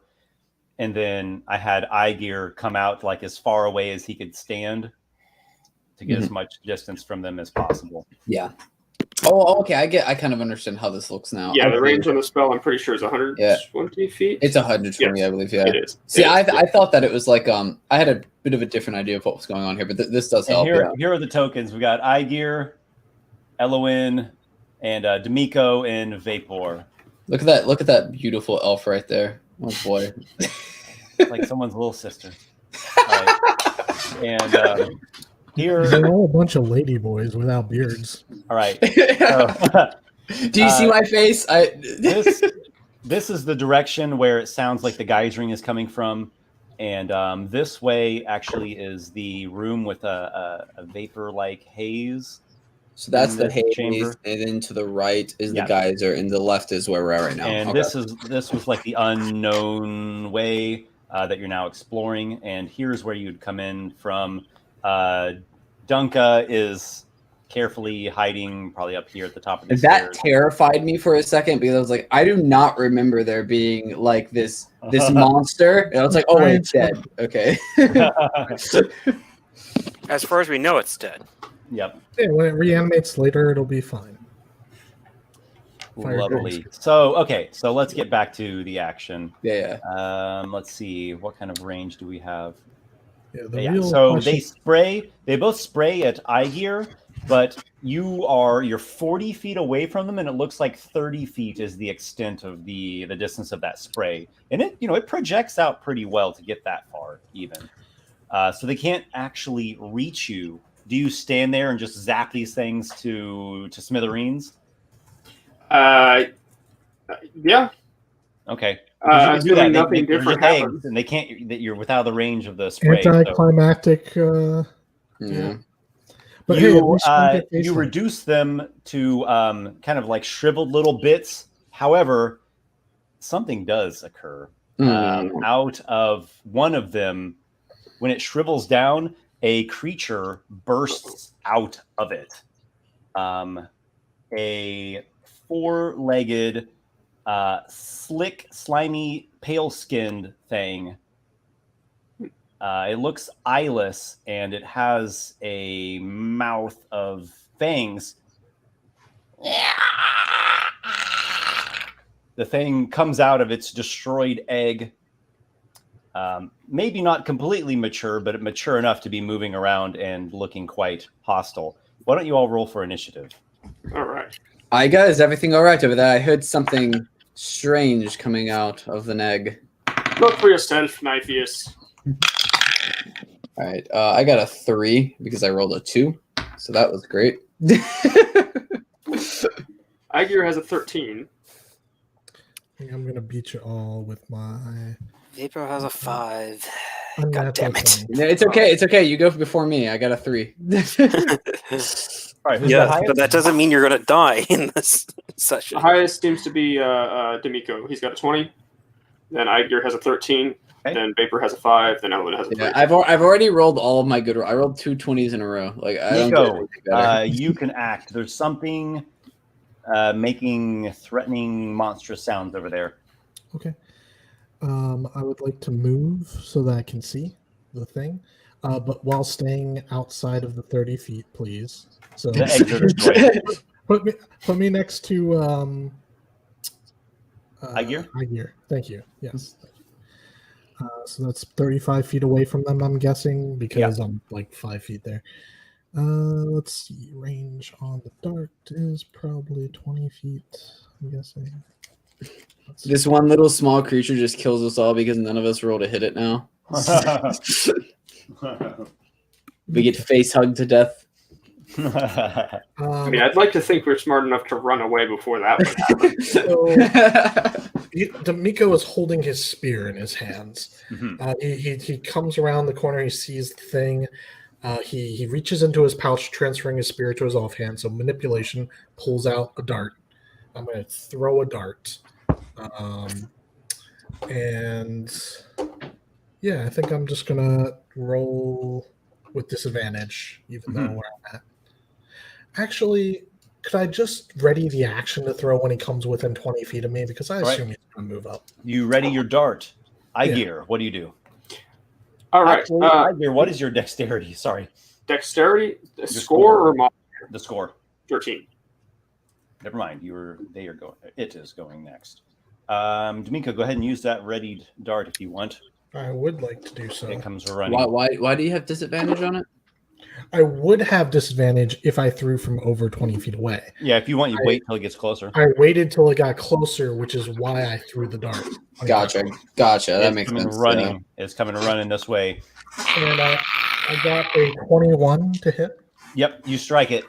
I think darts are D4. I think they're D4, yeah. Yep. Yep, they are D4. I always find it funny that a dart and a dagger do the same amount of damage. I mean, the darts I think dart in representing, a like, general term, it could be like a little throwing knife or a shuriken. That's Yeah. true. That's true.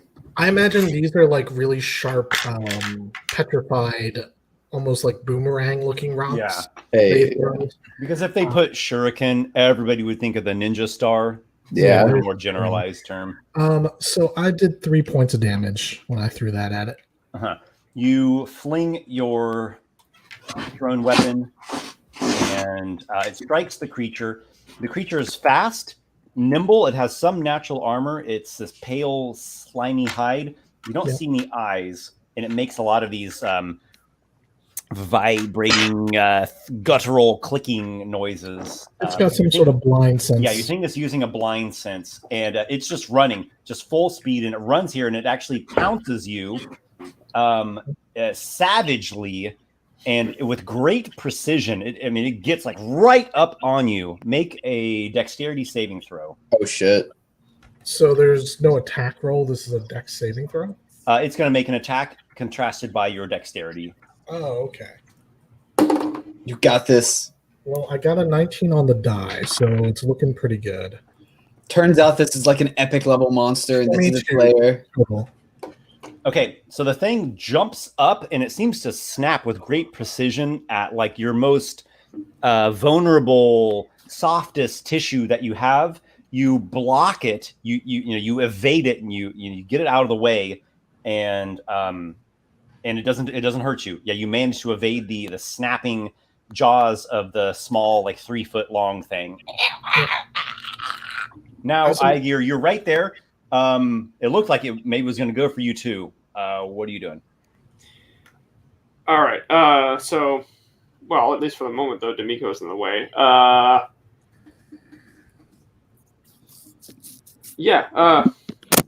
will. Aygir will, from still a slight. Well, actually, yeah. So would this be melee range? Would he have to move to engage it with a melee weapon? If you'll just just take one step, and you can go to melee with it. All right. So yeah, he'll go ahead and draw his sword, and swing at it.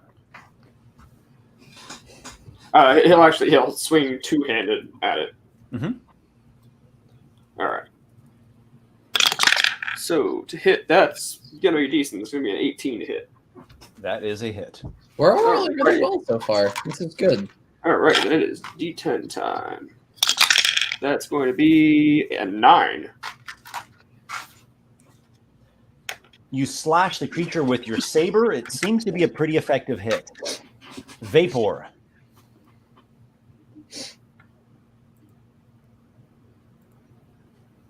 Oh, Vapor? Vapor? Sorry, was dealing with something off. All right. Okay. I think. Well, Vapor is going to try to get melee range with this thing. Yep. Easy enough. All right. If you do a melee attack, you have +2 for flanking with Aygir. I was going Okay. to say flanking, don't forget. Yeah. All right. So I doubt an 8's going to hit. Does not. The creature evades it easily. And Elluin. Yep, I will move in melee range, and I'll flank with Dimico. Yeah. Okay, you've all got this thing surrounded now. All right, and We're all just like curb stomping. yeah. It's just like, Why? This is like the crab. This is like the crabs that you kill in every MMO to start leveling up. I get +2 to flanking, right? Yep. Yeah. Nope. That's hold on. Let me make sure. Just imagine it like it's only a 9, so probably not. Nope. Dimico, you see your ally's sword swing get evaded by the nimble creature. It's right in front of you. Yeah. All right. Dimico is going to attack with his spear. So he spins his spear around and stabs down at the thing, trying to, impale it. Just temporarily if it doesn't kill it, but I'm trying to stab it through.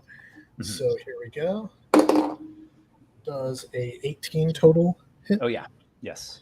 Yeah. That's so I'm wielding it two-handed, so I get the D8.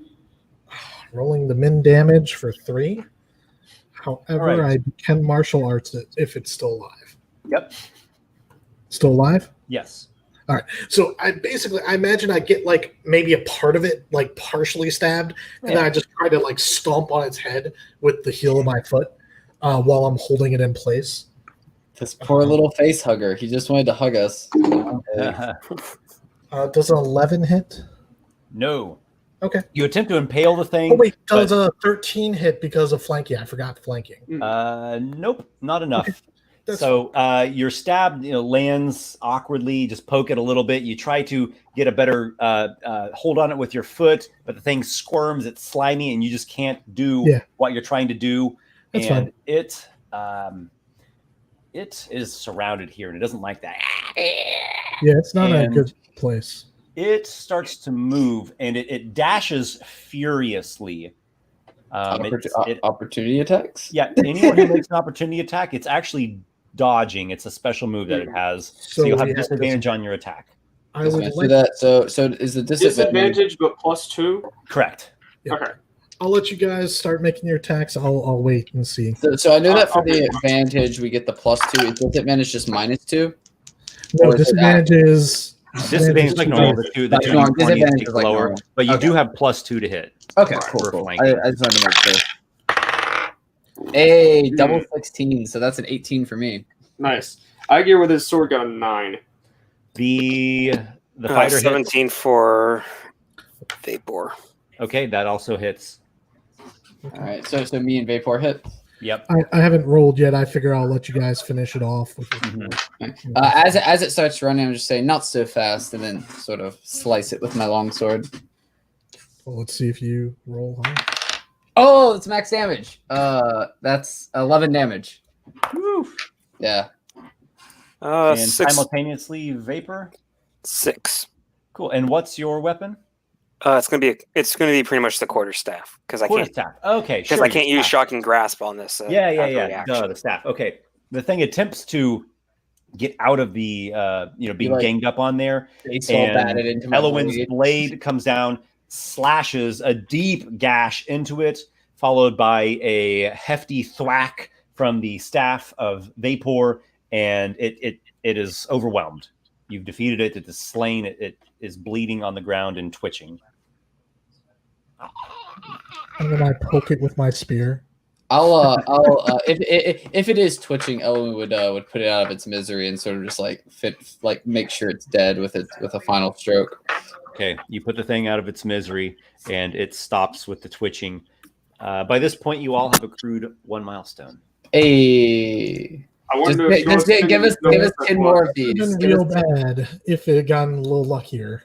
Just wanted to put that. Oh yeah, no, I mean like if I had gotten hit by the acid, or if you had gotten hit by it, like it could have been worse, So what it attempted to do there at the beginning was it has a move where it runs really fast and pounces, and it has such accuracy that it basically bypasses. It gets around your armor, and you have to dex save. Yeah, it looks like it's just that specific move that does that.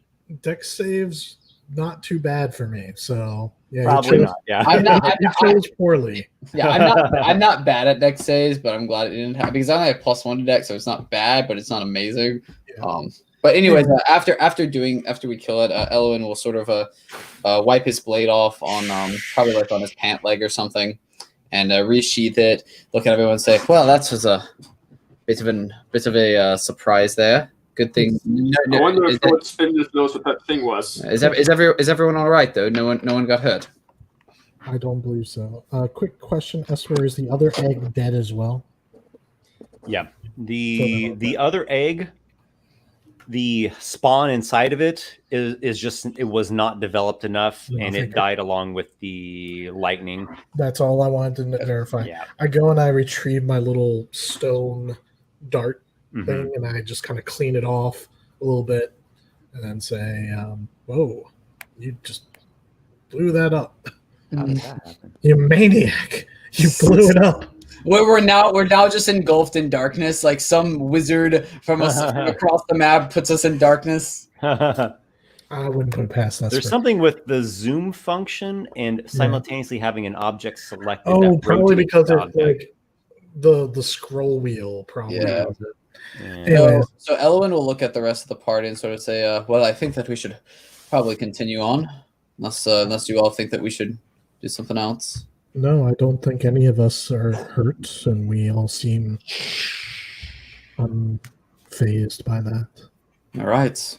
Well, let's keep going, and Elluin will start walking forward again, like same direction that we were going. okay.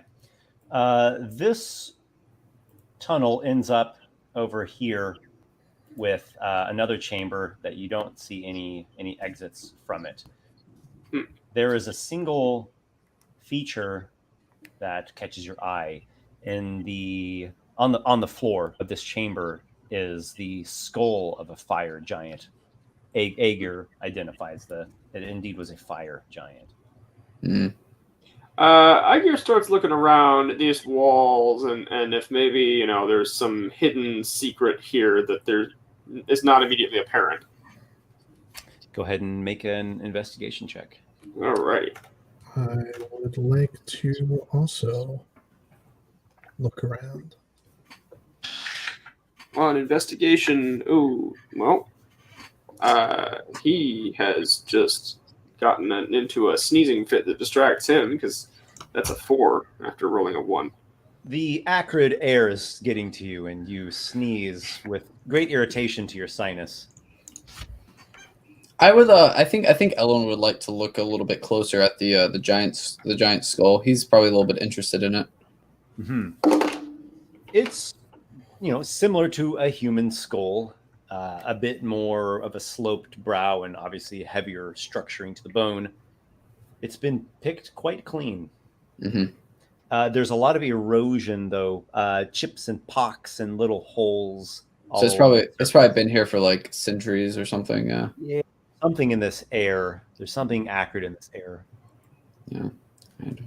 Well, my friends, I think that we should probably go perhaps towards the geysers or the haze. I'm thinking the geysers. Seems like it's very strange. I'm curious about what's going on down there. You should be right at home, Vapor. Oh yes, Vapor also might know a little bit about the geysers as well. You're muted if you're trying to talk. I do both just to be on the safe side, and I keep forgetting to turn both off. You're fine. What? Just because I live out there doesn't mean I know everything about them. True, but you probably know a bit more than we do. I guess. Well, at best, we should at least investigate and see what's going on down there. Some geysers could potentially be dangerous, or we might even find some other creatures there that we might need to dispose of.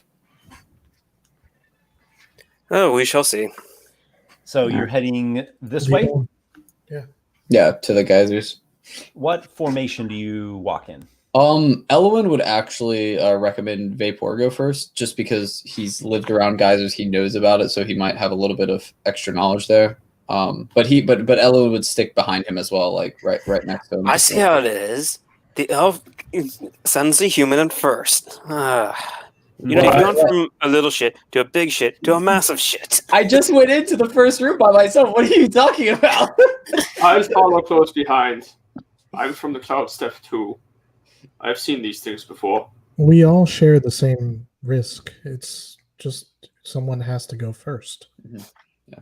The only reason Vapor, are you inclined to go up Yeah, front? Vapor will go first, but he's going to just bitch and moan about having to go first. Yeah, Elluin will sort of recognize that. I do apologize, Vapor. I don't mean to put you in unnecessary danger. It's just you seem to be more knowledgeable of the geysers, and because of that, you may have better chance of having success in an event of a poor situation. Well, let's just hope it's not an acid one, or otherwise, I'm going to toss you into it. Why do you hate Vapor? Why do you hate Elluin so much? You wronged him in a past life. Apparently, like Elluin's been like super nice to everyone. Why do you hate him so much? Oh no, I'm just trying to think. Like he's There's just some prejudice shit going there. on here. Yeah. He's Man, he's filling out the new character. You guys. Yeah, think I'm elves- honestly trying to fill out the new character here. You guys think you guys think elves are prejudiced? I'm feeling some elf prejudice here. Like, you guys, Are you stereotyping me? Did I stereotype people? exactly. So before we proceed ahead, Aygir is going to pick up a loose rock and is going to take one of his tinker's tools, a little tin engraving punch, and kind of just pick away at it to carve out a little rune in it. And when he's done with that, he'll have used his magical tinkering on it to cause it to continuously emit the sound of that geyser sound as best as he can replicate it.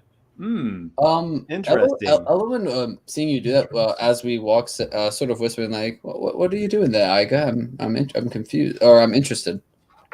Well, Cover. they're supposed to be bandits, thugs down here. If we sound like the surroundings, maybe we can sneak up on them. Oh, that's actually quite a good idea. I didn't think of that. Good thinking, Aygir. Yes. It's like I need your approval.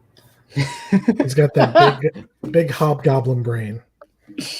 So Aygir produces a tin box that is now A rock. emanating its A rock with a rune carved on it that emits the sound. okay, Yeah. and the rock is emanating the sound of this geyser spraying watery. Yeah. Mhm. Yeah, he carved it with a little awl or punch for working designs into tin as part of his tinker's tools. Anything else that anyone else is doing as you're moving ahead, or any Vapor's gonna particular look approach that you're taking? Vapor's going to look at Aygir and go, can you either set it so it goes off at the exact same time or turn it off, because it's going to be very difficult to keep track of which one's real. I mean, out of character, the implication was he did make it so it goes off at the same time, since you can hear it He's around synced him. it up. Yeah. Okay. So if it's going off at the same time, then Vapor's not going to worry about it. All right, you just walk ahead.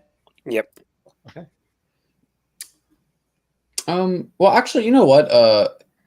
I will do one quick, just in case we need it. I don't know if we will, but I'll do so I have the light cantrip since I'm Aasimar, and I'll just I'll like find some rock or something. I'll do the light cantrip on it, and then I'll just put it in my pouch. So I don't want it to illuminate everything right now, but like in case we need it, I can pick it up and throw it or something. Yep. So Okay. Cool. So you have illuminated a rock, and there is a stretch of corridor heading down this direction. There seem to be some stairs and another way branching back to the left over here. And surprise, surprise, there are more eggs. You know, we got lucky before, but I say we leave these ones alone. Well, it's going to be. oh, they're in a different position this time. So Yeah, actually, you probably couldn't see that one yet, so I might have just given that away. Oops. Oh well. I'll try. Having rounded the corner, Vapor, there is a spray of a greenish liquid at you. Make a dexterity saving throw. That's going to most likely be a fail. As a 4. Now, remember, you still have last campaign. Yeah, you still have inspiration. Oh, I Yes, do. inspiration. And I'm going to need to use that because, oh my god. Yeah, use All that right. inspiration. Nope, that did not get any better. 6. Okay. I mean, better to use it even if you're going to lose Yeah, it. You know. yeah. Gives you your advantage for the session. All right. Vapor, you suffer 7 poison damage. Oh god. Yeah, that's And you are now giving off that strong stench odor. When that happens though, like when Elluin notices, this is just for role play, like he's gonna like pull him back out like from the corner to like make sure he doesn't get like sprayed again, right? So he's gonna pull him back, and like when he sees that, he's gonna look at like Vapor, and he actually does feel like really bad about like what happened, obviously, because he wasn't expecting there to be like more here. He's gonna say, Vapor, are you all right? Well, fucking hell, you're a massive piece of shit for sending me in. This is exactly what I freaking said was going to happen. God damn, that nearly killed me. Elluin just looks like deeply regretful. Like he does truly feel bad about what happened, and he's just gonna like look you over and say, "Oh man, I'm so sorry, Vapor. I didn't think that there was going to be more of these things. I just assumed we would get to the geysers. Question: we had healing potions given to us. Yes, Esper, yeah, I believe? we did. So how many hit points are you down? Like, what's your hit points right now, Vapor? Me just One. took I have 7. one left. You're at 1. Yeah. Okay. First That's level why I said that sorcerer. nearly killed me. Yeah. Okay. Ellen will look at everyone and say, "Well, I do have one potion of healing. If we think that we want to continue, then I think that we should let Vapor get his strength back." I was going to say the same thing. All right. So out of character, I do have cure wounds. That might be. But That limited slots. Yeah, actually, he'll might be better. Yeah. Yeah, sure. It depends look on at- like. Yeah, he'll look at Elluin and say, "Don't worry yourself. Sooner or later, he'll run out of words to describe the size of shit you are." He's gonna. Before you do that, quick thing. I do have healing hands, but it only will regain for my level, so I'd only be able to heal 1 hit point. So I think it's Just your level throwing- times 5. is it? So when I was looking at the trait, Oh wait, sorry, I'm thinking paladin. yeah, when I was looking at the trait, it just Wait, says okay. level, I'm thinking so- paladin. That don't Yeah, ignore okay. me. Yeah. Okay, I'll let you do your All right. Casting it, of course, with one of his tools. He's going to. He's going to use a little embossing die from his smith's tools for striking coins, and is going to just kind of just bop him with it, such that it leaves a little red impression of the face of a long dead king, which slowly fades, and as it does, heals the 7 hit points. no less than that. I wish it did less than that. No, 5. That's still pretty. That's Oh, still That's like, better than yeah. nothing. Oh my god. Well, I rolled the 2 on the D8. It would have been better. That's not great. Hey, I'm almost back up to full health. So Yeah. Fair enough. Yeah, as So- you do that, Ellen will sort of look at you, Vapor, and say, "Vapor, are you feeling up to continuing?" yeah, not that fucking way, you massive piece of shit. You can go first. Well, if you think that we should go a different way, then you're welcome to voice your opinion. Well, I don't know what a lolly is or how to gag one. I heard somebody say something about lollygagging. So why don't we pick a way and go it? Well, we have 2 options. We can either somehow get around these things, or at least this one, or we can try whatever is in that smoky mist. You guys might be a problem, but I'm going to be perfectly fine with that by holding my breath the entire time. Just, Ellen will look to. Oh, sorry. just to say, there could be more eggs in the room to the Yeah. north. Yeah. There's Well, nothing- we don't know that. Yeah, we can't see. There could be in the mist.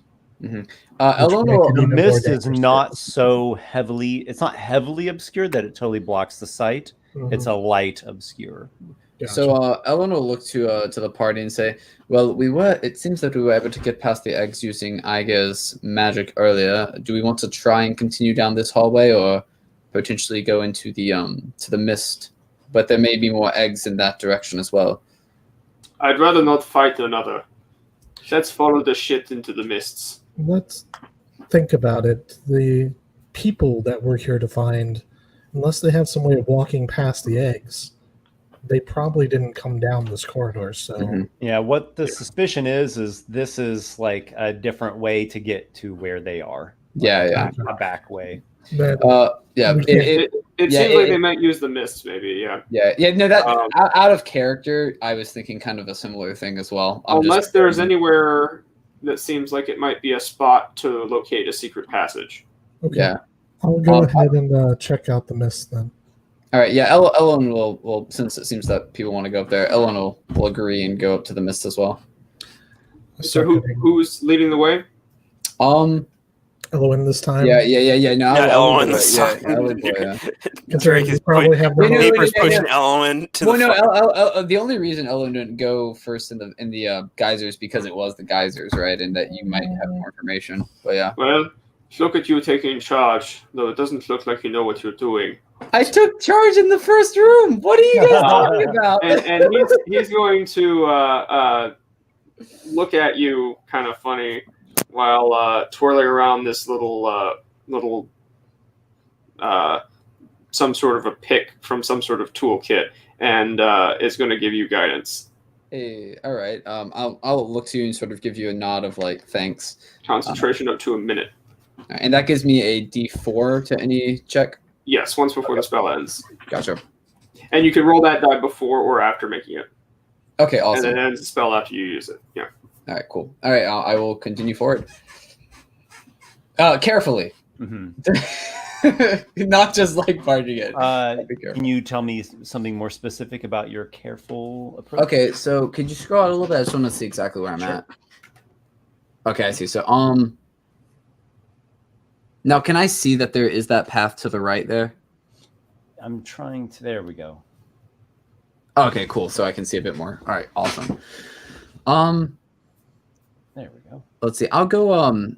I think I'll go straight, but I'll go to the to that left corner there just so I can like sort of peer around. Okay. Just so I don't like walk And immediately. I'm putting everyone's tokens where it seems to me like you would be, but if I put you somewhere where it's not what you want, just kind of now where does this haze and mist start? Is it like right now where like in this room? It's throughout this area. Okay. Yeah, throughout this area here. Okay, yeah. I'll go up to that bottom left corner and I'll sort of look into the right, if that makes sense. And that's when the egg sprays you. Exactly. Again, yeah, exactly. Yeah, that's good. But basically what I want to do is like I kind of want to like peer in like a way where like I might not be like get immediately hit. Like I could maybe like dodge or at least get like some kind of advantage or something. I don't know. Like pretty long, narrow corridor. Yeah. The hazing fume is mainly in this area. That's where it's coalesced the thickest. Gotcha. It's not so thick that it blocks it. It doesn't blind you, but you know, it's hazy. Someone could sneak through it. Of course, yeah.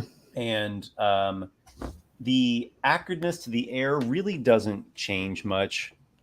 It smells, really the main thing you smell is actually vapor. There's a rancid stench reeking off of vapor. It's really very pungent.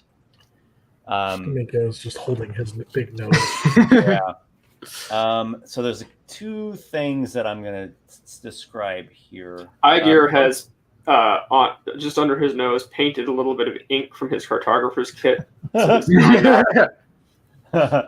Along the walls of these chambers are murals in relief depicting giants, the original lords of this island, slaying. They are depicted slaying elves, taking elven wives, carrying out the rituals to their giant gods. You see Firbolgs, orcs, goblin kind being spawned from this. It's all depicted in pretty graphic, brutal detail, along with giant runic scripts here and there, giving honors to this king and that king, and talking about the date of certain battles. Okay. The other thing is a perception check. Just straight perception check. Make a perception check. All right, this will just be. And we'll make it with disadvantage for being inside the haze. Okay. That's not too. That's. I mean, it's not amazing. It's 11. It's not amazing, but it's not terrible. And I'm not going to use the guidance for the perception. It is a success. It's a success. Yeah, you have succeeded. You see a creature that is creeping this way, maybe getting wind of this stenchiness. It looks to be a larger and more well-developed version of the spawn that came out of the egg. Oh, so it's like a grown. It's not a baby anymore. It's not. It's bigger. It's a medium size, and it looks hungry. Still a blind thing. And now, has it seen me? Do I know?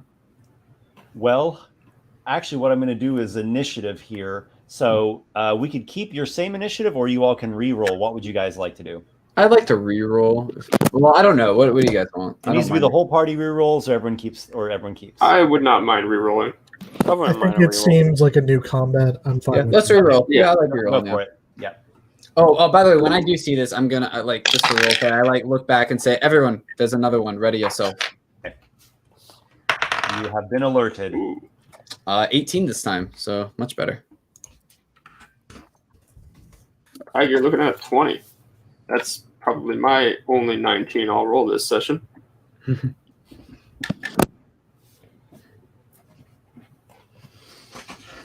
Who has after 18? Vipor is 14. And Vapor's got Dimico has a 14. 2. Ooh. And Dimico? 2. Aygir, you've just been alerted by Elluin that there is a creature up ahead that looks dangerous. You may What is it? It seems to be a more mature version of the thing that we fought earlier. Oh, wonderful. Yes, be Well- careful. Shoot it from a distance. Don't let it get close.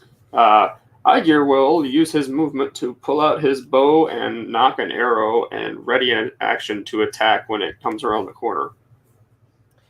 Or whenever he has a clean line of sight on it. Yeah, that's fine. You can just ready it and then shoot whenever you feel the time is right. Yep. And Elluin, you Here's are what- the closest to it. You're there in the haze, but you've I've got- spotted it creeping your way. Mm-hmm. I have a question. How does defending someone work? Because I was thinking of potentially putting myself in the way of everyone to if it tries to pounce, I can defend everyone. I don't know. I've handled it in different ways. It's something that I think I kind of do things like you could impose disadvantage on their attack, or maybe you could make an acrobatics check and you take the hit instead of them taking the hit. There are I'll certain kind of leave it classes up to that have you as abilities. to how much of a meat shield you want to be. Okay, you know what? I'll just If you I'll want just to describe it how you can imagine it in your head, and I'll do my best to put the mechanics into play. you know what? I'll just so a light crossbow, does that need 2 hands? Correct. Yes. Okay. And I'm not able. Would I be able to have a shield with the light crossbow as well, No. or no? Okay. I'm trying to think of the best way because maybe I just move off. And how far away is it? It's 30 feet, or it's probably further than 30 feet, isn't it? It is 45. would get you there, so it would have half cover Yeah. from the wall. There would be Yeah, I'll just, you know what? Here's what I'll do. I'll move up to that left corner, and then when it gets in range, I'll just attack it with my longsword. Okay, so you post up with some cover there, and you ready and attack with your shield. Exactly. Yeah, and I'll have my shield out too. So yeah, so shield, longsword, and getting ready to attack it. Yeah. And Vapor, what about you? Vapor would be sticking probably towards the back. Mm-hmm. That makes sense. Yeah, you're this guy. Yeah. Yeah. What my hope is here is that I'm hoping it comes in when it attacks, I can get a swipe on it, because I couldn't get in range to attack anyway. Well, we'll see what happens.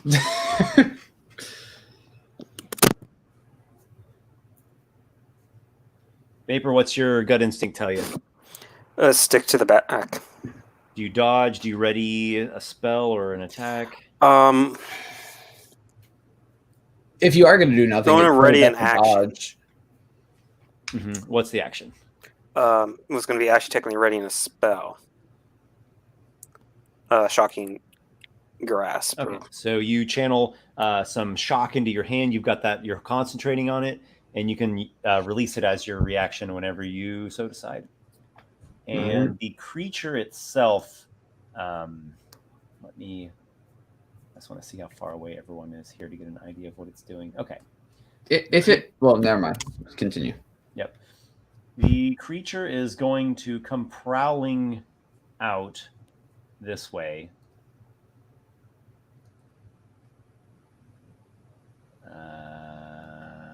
To here. Mm-hmm. Oh, so it's not in range yet for me. Yeah, it comes prowling out there. And it looks in your direction. I guess it tilts its head in your direction, Elluin, and it spits. It does some kind of spittle at you. This is an attack. Oh, it's just an attack. Fantastic. 11 to hit, and you have half cover. So no, it splashes against the wall. Thank God it's not dex save. I much prefer attacks. Aygir, do you? Yes, this is exactly just about the time I was about to do that. Yeah. You. Yeah. For roleplay, like when it like attacks me with that, I'll just shout out like, "Aygir, now!" I wasn't waiting for you. He'll thumb draw that and release. So for that attack, that is going to be not wonderful. That is going to be a, just checking on this, a 15. That's pretty. At that point, You fire your arrow, and the thing narrowly evades it. Oh no! These things are hard to hit. Yeah, They're squirmy, quick. And it doesn't like what's going on down there, and it goes back behind the wall. Mm-hmm. A fast, nimble creature. And Dimico. Okay. I'd like to try to move to cover with 30 feet of move if I can. Like going to left side, like where can I get to like behind? Like there? What about more diagonal? Would Okay, that so you give just me go as any fast as better you can, cover? kind of towards Elluin's direction. Yeah, that's kind of what it seems like. And I'm going to take the dodge action in case it comes Very well. back with its Aygir. Alrighty. So it has gone around the corner. Mm-hmm. So I'm gonna pull. So this mist. What does it seem to be doing? Nothing major. It is Okay. a light concealment, so it gives disadvantage on perception. But it's fine to breathe. It's not. So far, Yeah. so good. You don't notice any pain or irritation. All right. The most irritating thing is this stench wafting off of vapor. Right. He'll move forward a little bit just to put some distance between himself and the smelly one, and yeah, it's right about there. And he'll do the same thing as last time, ready in action to shoot. You knock an arrow. Elluin.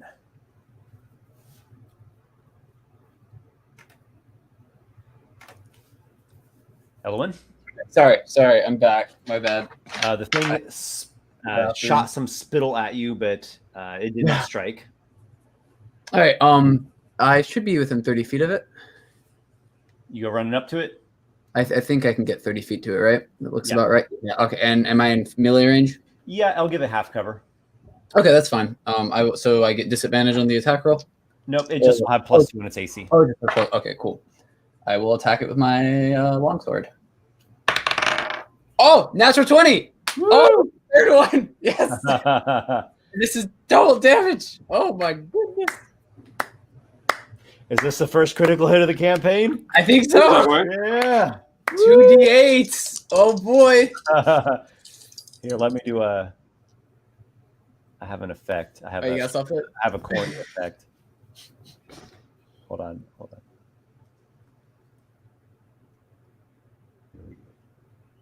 Yeah! First critical hit! Woo! Alright, nice. here we go. There's my Oh, campaign effect. that's actually pretty good. That is 11 plus my strength, so that will be 14 damage.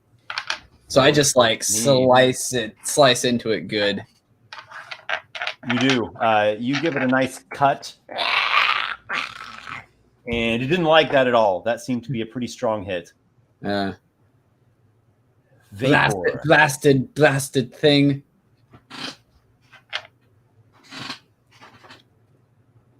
Vapor, you've held back. You have shocking grasp. You're concentrating on it in your hand. You have a fresh turn, fresh actions. You're muted. Vapor will move forward. As for 30 feet. Yep. And I was probably just going to take the dodge action. Okay, you dodge there. And the creature comes No, it's already right there. Yeah, it's facing down this fighter in polished armor and wielding a sharp blade. And my shield. So like, got a shield there. It'll bite. It'll bet a normal bite attack at you. Okay. It's a critical hit. Oh, he got a 20 on me? Oh, no. Oh, and is no. this where it happens, Nick? Maybe. This might be where it happens, man. Oh, shit. Hey, you're fighting. You got a lot of hit points. I can roll low. There we go. I rolled low. It deals 10 piercing damage to you. Oh, wow. That puts me at 2 hit points. So you slash it fiercely, and simultaneously it bites like a nasty bite right into your arm. Yeah, you guys probably all hear Elluin like, oh, it got good. Oh, my. Yeah. Dimico, you hear his cries. I do. I will go ahead and try to move up. Get me a line of sight to it if I can. The best line of sight that you can give me. Okay, you go darting out that way. You can see it. It has half cover from the. Yeah, I gotcha. That's the best I can do. Get it off my arm, Dimico. Don't move. I pull out a dart. I aim right in between the gap. You know. For roleplay purposes, I'll try and like get it into like his position. I am going to throw my dart. You said it has half cover. I'm going to use my advantage. Well, I can choose to see my roll first and then choose to use the inspiration. Mm-hmm. Yes. Mm-hmm. All right. I'm going to try to attack.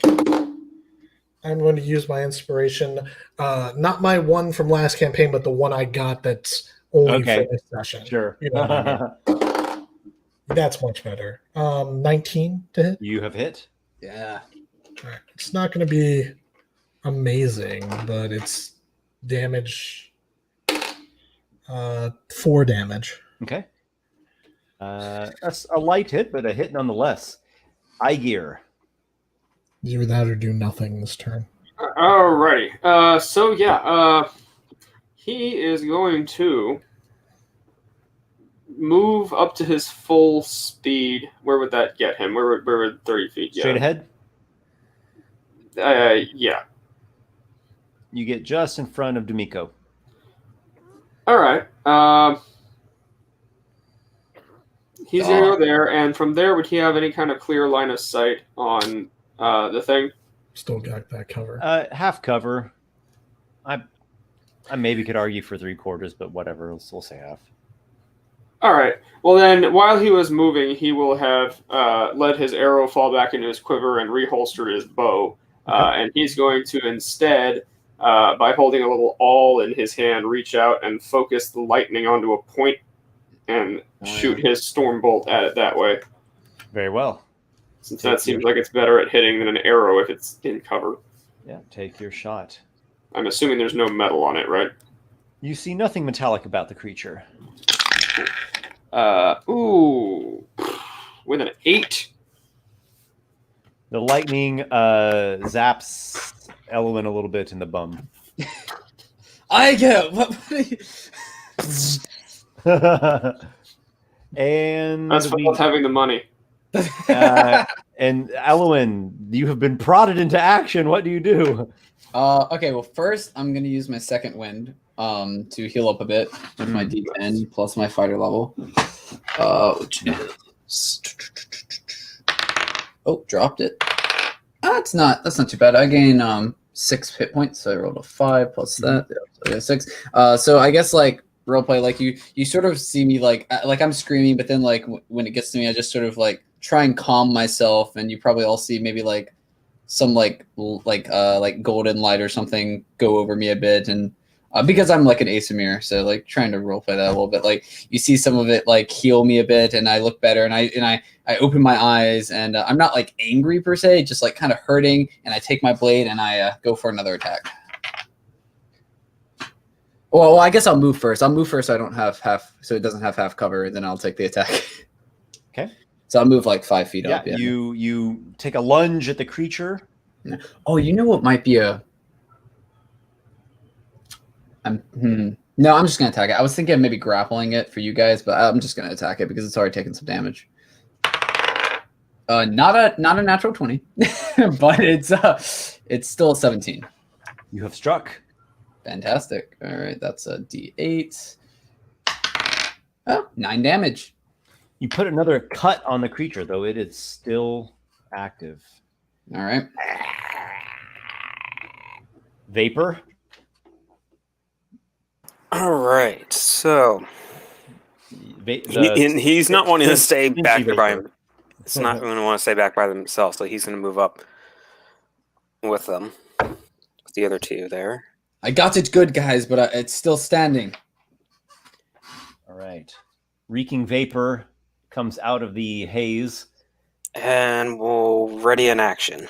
Shocking grasp. Okay, so you just continue concentrating on it, really, is all you're doing. Yeah.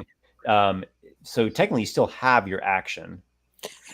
I mean, you could move again and deploy it if you're up for that. And he would need an action to attack. Yeah. Use a reaction to release your ready to action.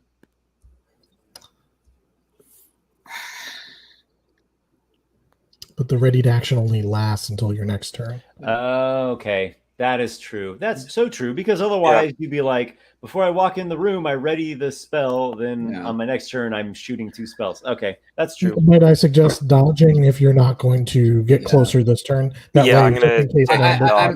I'm pretty sure this thing's going to keep attacking me, so you should probably do. Yeah, but you never know; another creature might pop out. No, exactly. That's that's the reason why Vapor is sticking close, is because he doesn't know. You are stinking something very fierce. Probably I know. A lot of attention to yourself. I think dodge is the best, because like this one probably won't attack me, but like Dimico said, another thing could show up, right? So. And you take a defensive posture, Vapor, and the creature. Let's see. It's gotten maybe it runs away. Yeah, it's gotten a pretty good hits on it, and it lets out one of those rattling cries. It's not really a cry, it's a sort of a sound, and there is a response from the other side of another one, and it uses disengage. It actually this way, very quick on its feet. I would like to use the reaction of hitting a disengaged target, please. Are you able to do that? No. I'm not. Okay. Well, I know there's something. It's like a feat.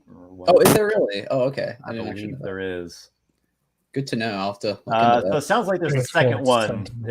This stench is clearly attracting them, and it seems like it's from this other, to the right hand side of what we're looking at. Yep. Dimico, what do you do? So where did the call come from? To the east. So the way that's behind us now.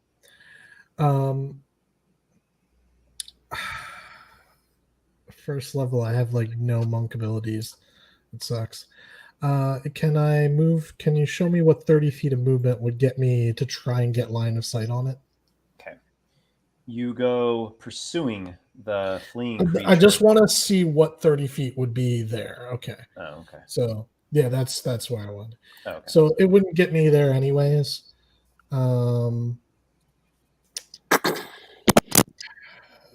Yeah, I think we got to either back up or go forward, but Dimico's not going to make that decision.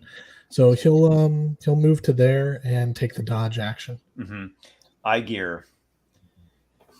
The first one has fled. It's been wounded, but there seems to be another one on the prowl not far away.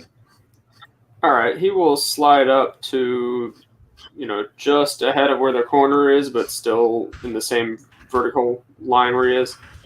Oh, I meant the other direction, right? Yeah, and then he will ready an action to shoot at Stormbolt again. He'll point his metal all, crackling with energy like a Van de Graaff generator. You got your like gun ready to go. Yeah. Very nice. So you charge it up, you're concentrating on it, and you have it at the ready. That is Aygir. Elluin. I'm just thinking. Seems like we're all keen to keep going forward a little bit here, at least be in defensive positions. So I think I'll just hold my ground here. It's hard to say. I'll move up some. I'll move up to the to that corner, that top corner up there, top right corner. Yeah, and then I'll just I'll also go into. I'm thinking if I want to ready. Yeah, I'll go into the dodge defensive, like get some more defense as well. Just hold my position. You take a defensive position there, and the cover and the dodge, and you wait to see what happens next. Vapor. All right. Vapor is going to.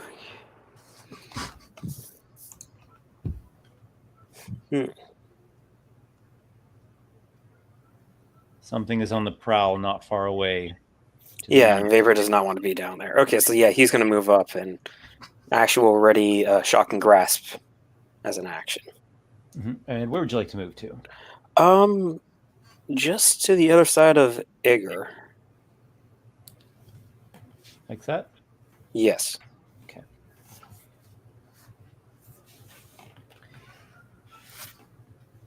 I'm going to make a check. All right, so you hear something creeping up, and it seems like it has come, or like it's rounded this corner, and it's lurking over there. Aygir. Nope, sorry. I've just done things a little bit wrong. Dimico. I was going to say there's one left. Yeah. So,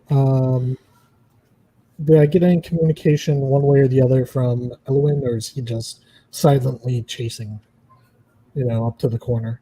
I guess yeah, that's fair. I guess when I went up there, I probably would have said like when I get up there and like take my defensive stance, I'm going to say we either need to move forward or move back. I'm hurting a bit, but I can keep going if you all back me up. Basically say, like, if you guys want to leave, just let them know. So your leadership is, these are our choices, but I'm not making a decision. Basically, this is probably it's kind of like I'm kind of trying to roleplay it since like this is kind of his first time being a leader in a sense. So like he's kind of a little bit unsure of himself in some situations.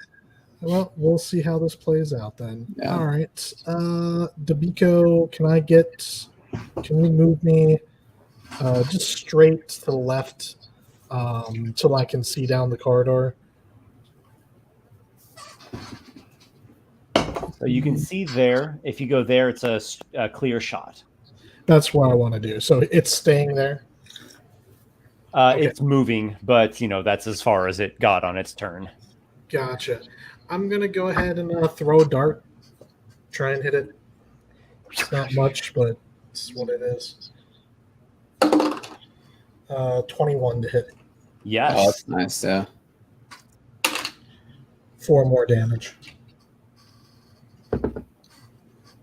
You put an additional light wound on the monster, and it seems ever more inclined to flee, to get away. Survived a critical hit and multiple lesser attacks. Yep. Yeah.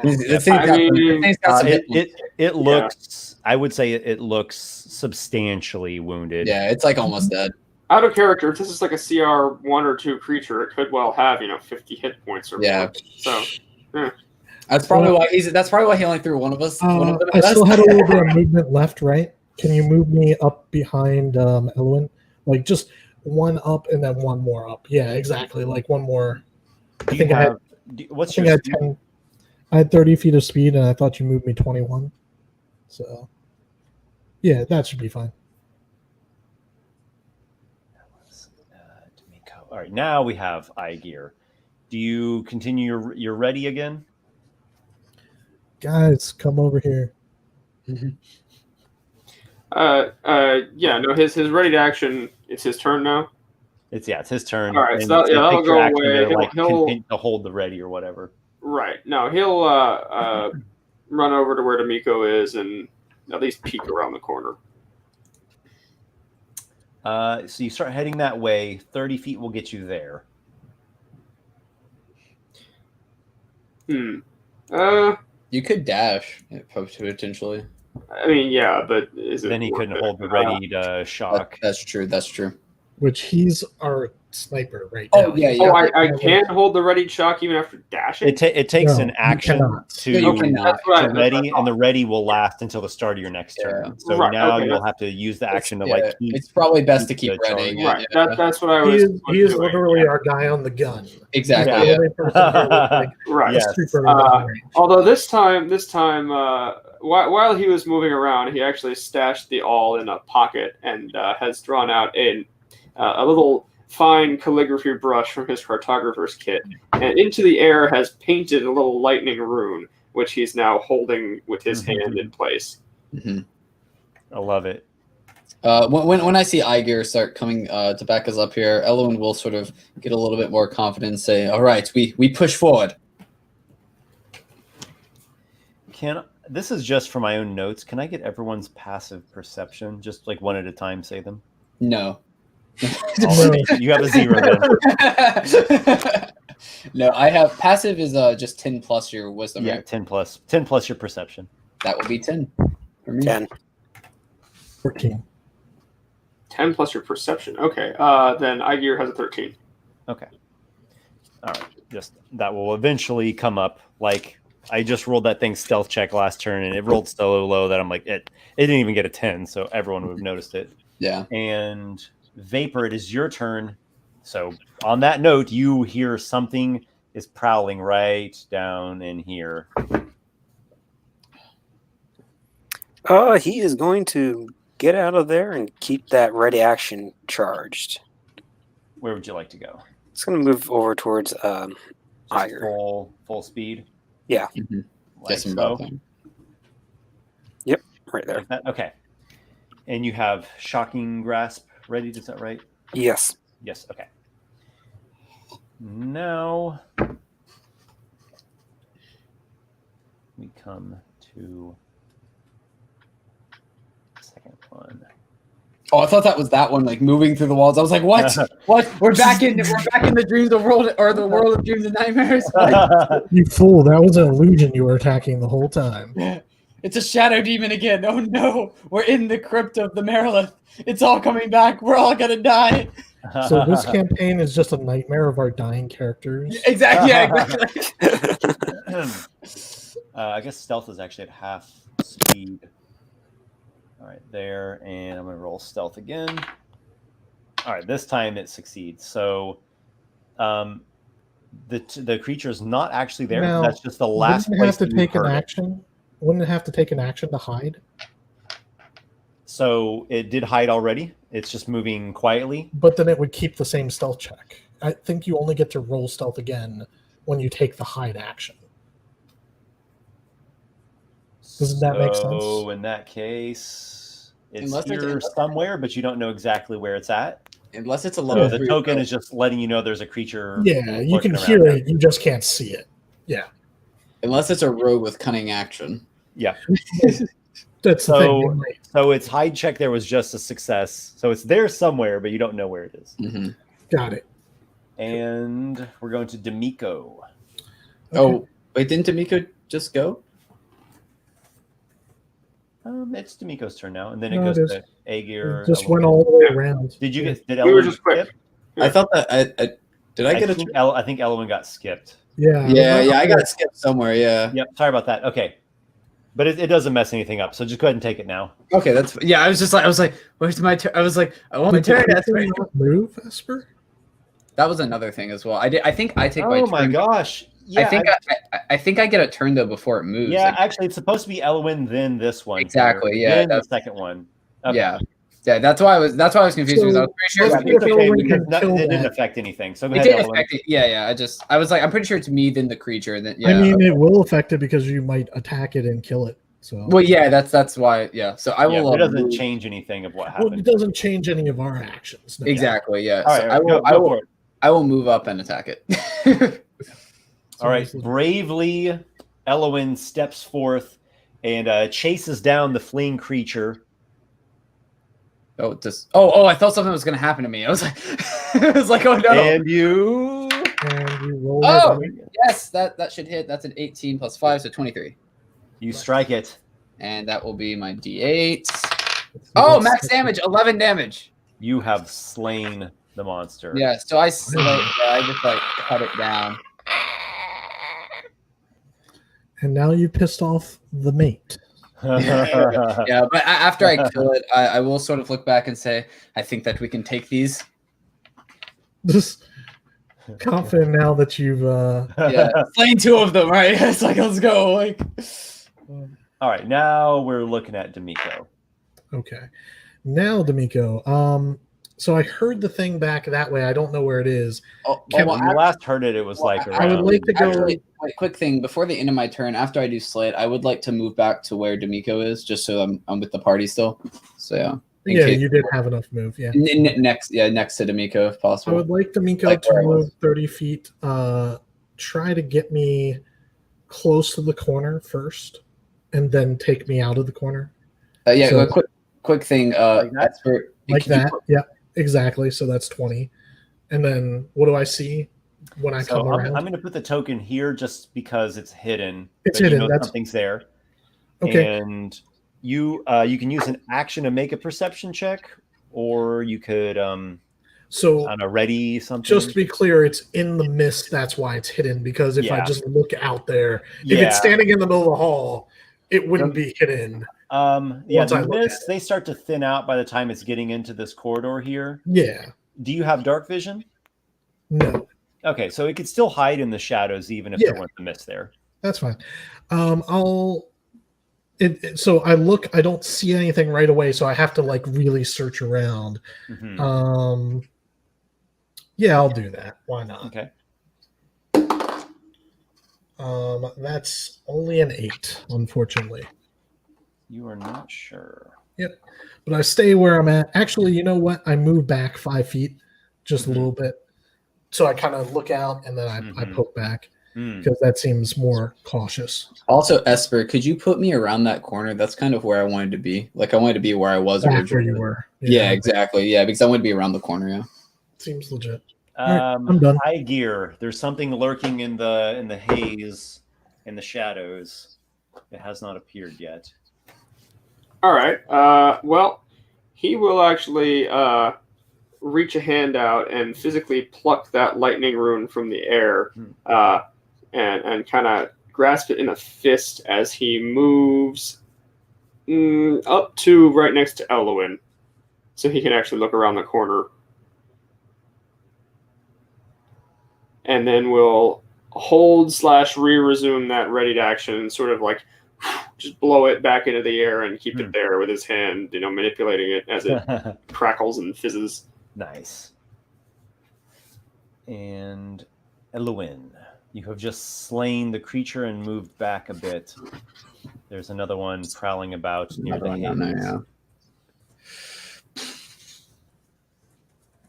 What? Would it take an action to that illuminated rock that I had? Would that take an action to sort of like toss it into the haze to maybe like give Dimico some more vision in it? If you're not concerned with specifically getting it somewhere, I don't think it would be an action. It would just be like your free object manipulation. Yeah, because I know Or that you get on like a specific square or something. Yeah. Precise, then it'd be your action. let me check. I think the light. I just want to. I forgot how much the light cantrip illuminates. I think it's like 20 feet or something. Yeah, Right? 20. It's like 20 feet or something. Yeah. All right. Okay. I'll move up to where. Yeah. Thank you for doing out. Yeah. I'll move it to where Dimico is, and I'll sort of like toss my illuminated light sort of in that area where we kind of heard the thing creeping around, just to try and like give some sight on it, perhaps for Dimico, in case it does start prowling around, because it is dark in here and all that good stuff. Let me get this to the right size. Also, not that far down, obviously. I think you're just getting it set up though for now. Yeah. There we go. Yeah, just sort of like in that initial. Yeah, right there. Exactly. Yeah, just right. And then when I'm standing next to Dimico, I will. I'll just ready in action. So like if I see something in range of me, then I'll give it a slice. Cool. Right, I'll say this whole thing is bright light because even the dim, it's mixing with other dim lights. So okay, and put me next to them. Extra bright in this sense. Yeah. Well, actually, maybe I shouldn't go. Maybe I should stay with Aygir. No, I'll stay with Aygir because Dimico has Vapor with him. So I'll stay next to Aygir and ready my action. Yeah, ready my attack with Aygir. Yes. Yeah, I'll actually just stay where I'll like. Well, yeah, that's fine. Yeah, right there. That's fine. And I'll just ready my action. So like if something comes up, I can also hit it as well. Vapor. I think Vapor's just going to take the just ready in action and remain where he's at. Shocking grasp still? Yeah. The creature has not appeared. Dimico, what do you do? Even with the light, it hasn't. He can't see it. It hasn't shown up. I would like to use my bonus action to hidden step. So Dimico actually kind of fades and goes like predator camouflage and goes invisible. And then I'm going to move my full 30 feet around the corner and straight down. Hopefully I find it because of the light. And it can't see. Well, no, it can probably detect me because it has blind sense. That wasn't whatever. Maybe Dimico doesn't know that, so it's no, we did know that. I just wasn't thinking of that at this moment. Tell me what I see though, Esper. Well, you see some poison being spat at you. Oh no! No, that's fine. It has a ready to action, but where is it? That's what I need. So presently it is. Where's? I was going to say if it's that. Okay. Yeah, it's there. Is that close enough for it to spit the poison, or is it taking disadvantage? Yeah. Does Dimico have half cover? Maybe. I don't think so. I think it's okay. Actually, it's long range, just by 5 feet. So it has disadvantage. And cover, half cover, perhaps. I don't think there's any cover there. Okay, that's fine. I'm fine with no cover. It's clear through there. I just thought I'd ask. But he has disadvantage just by a little bit. If only you had a 35-foot speed and could have stepped one more step closer. Nope, natural one. Nice. Yay, disadvantage! Woo! Maybe it just there it is in the haze. Okay. Dimico shouts back, "It's down here, around the corner," and still invisible. But I'm going to. What does invisible mean? Nothing. I think I'm going to. That was my full move. That was 30 feet. Yeah. Yeah. You could probably attack with the dart, right? I could, but that just leaves me open to get one shot, basically. Yeah. I think the dodge action is the most appropriate because we're going to be chasing it. That's fair. I could dash and run back, but then that doesn't do anything. We're just in the same. It's going to ready in action spit. I think your thoughts are. Yeah, I agree. Dodge. I'm done. All right. Actually, could you all give me just a moment? I'm gonna run to the restroom and I'll be right back. Yeah, go for it. So, how dare you? Feel free to banter. Let's all metagame now. No. Gotta put up that put up that thing with like the circles and the "we'll be right back" and exactly. piano jazz. Speaking of the combat, I've been having fun so far. It's been tense, but like exciting. Like it's a room breaching mission. It's a raid. Yeah, like Vapor almost died. I almost died. Like it's been like super back and forth. Like it's been good. It's been good. I just know I'm gonna need to talk with Esper about getting some custom spells. I mean, I am just amazed that you didn't take a single range. I know it's surprising. Yeah, Well, because I'm looking for it and I'm going, okay, well, I wanted to be true to the air type theme. maybe you could get Aygir's Firebolt, like his custom one. Yeah, see, that's one of the things Stormbolt. Yeah, it's It's like basically just Firebolt. Firebolt. It's actually what it is it, One die less. really it's ranged shocking grasp. Yeah. Okay. It's like Firebolt with the die size of damage reduced because it has a more powerful ability, which Is it like against things wearing metal. a So- D8 instead of a D10? Yeah. So in other words, literally, it is ranged shocking grasp would be a Yeah. better explanation of it. Yeah. But yeah, no, I think that'd be fair for Vapor to have that too. That seems like yeah. kind of that seems maybe we can do it now so that you have a ranged attack with this combat. I mean, We'll We're ask not Esper gonna when he let- gets Yeah. back. Yeah, I did I it don't since know about Aygir is from that much. is like from the cloud step and possibly has ancestry related to beings of lightning, so it Yeah. totally makes sense. Yeah, for Genasi. I definitely think it'd be better for you because like I do feel kind of because like in this combat, like not having a ranged cantrip can really hurt a level 1 sorcerer. Oh, I know. My Thanks, everyone. I'm trying to figure out what I can do, and it's just like, Yeah, we'll talk to Esper after the session. yeah. All right. So So I you dodged. you take the dodge action, and it sounds like you relayed a few things to your allies there. Aygir.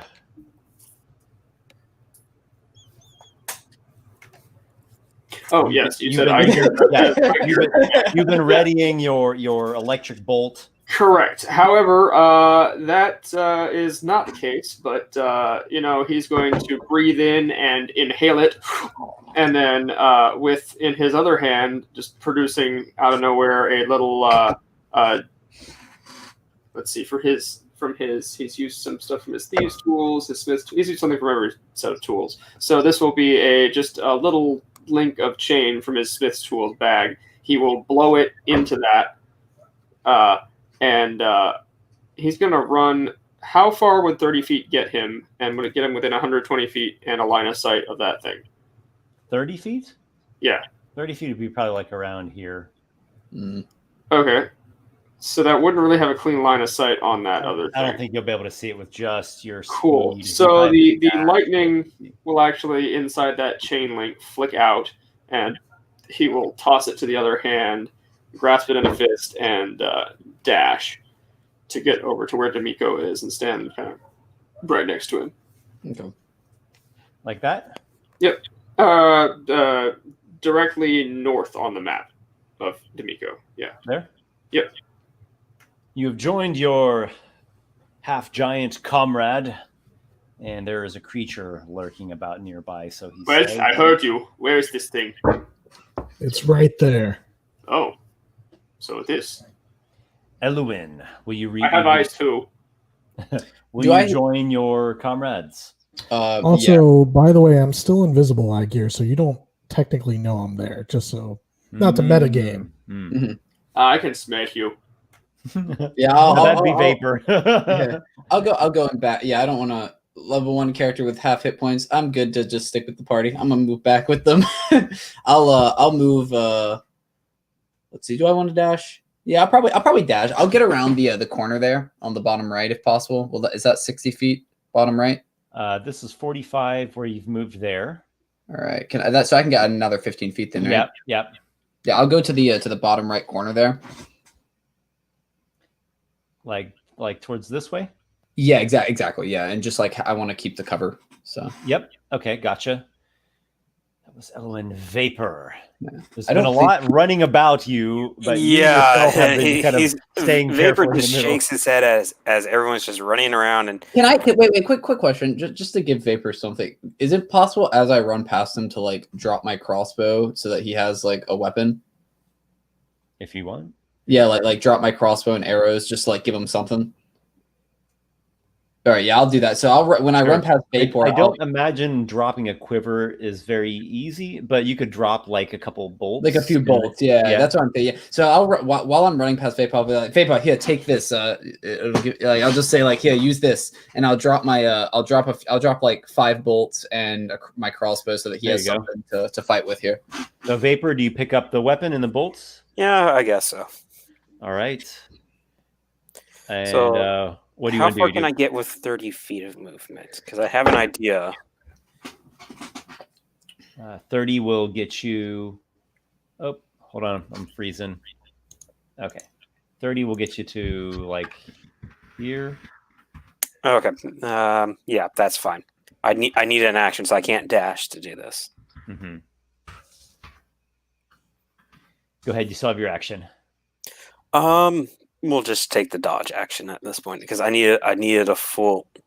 I needed to be within 15 feet of it. You could take an attack attack with your bolts as well. But I don't know. No, he'll take the dodge for right That's now. fine. That's fine. I have something I have planned, but I don't think I'm gonna be able to get to it.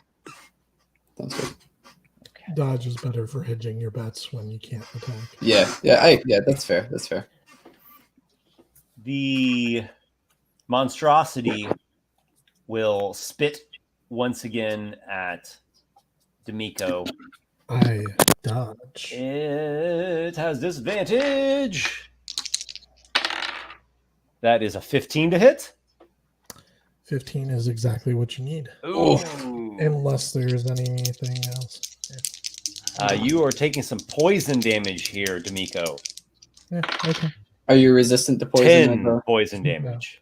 I'm down.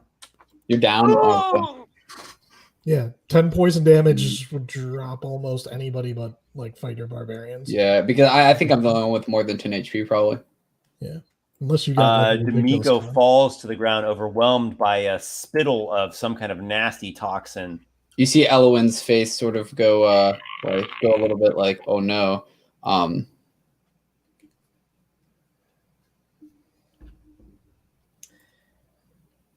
Dimico, make a death saving throw. Come on, natural 20, man. Natural 20. Nope. One fail. And Aygir. You're muted. You're muted. All right. Aygir will, with his second and final first level spell slot, pull out that coin striking die from his Smith's tool set, and will kind of rub it back and forth between his hands, kind of warming it up, spin it around, and get on a knee in front of Dimico and go and pop a little red face of the dead king onto him, which will fade and heal. That's more like it. 9 hit points. Yo, Aygir coming in clutch as a budget cleric right now. Great. Hey, anyone can take cure wounds.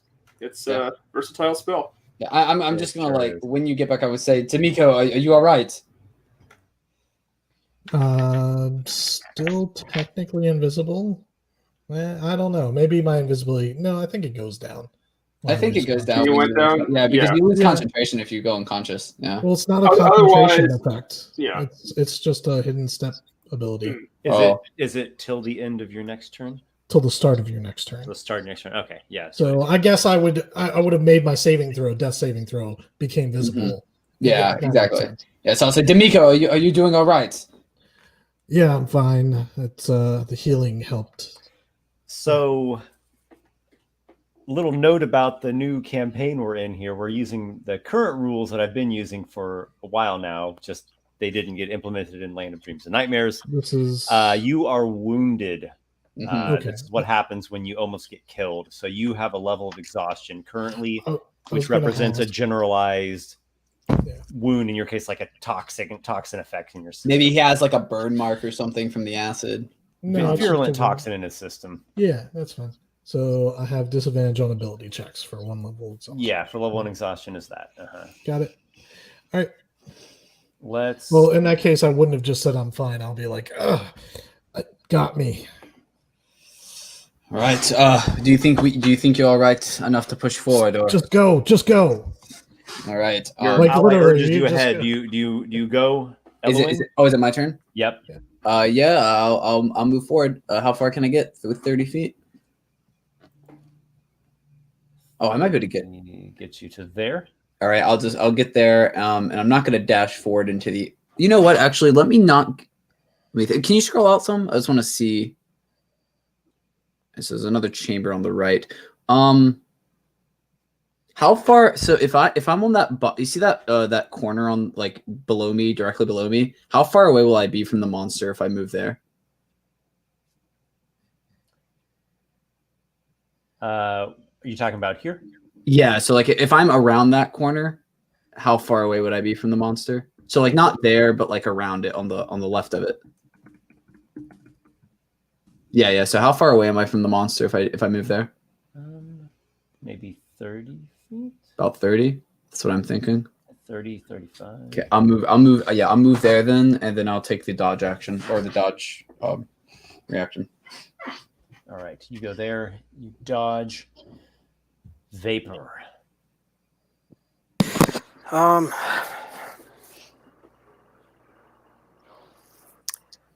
He will move his 30 feet closer and just take the dodge action.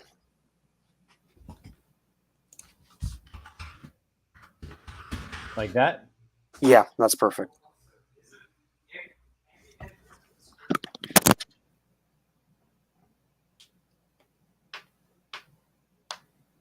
All right.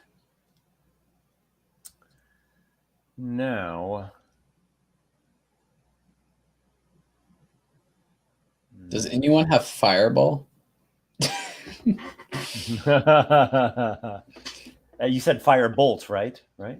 yeah, that's what I said.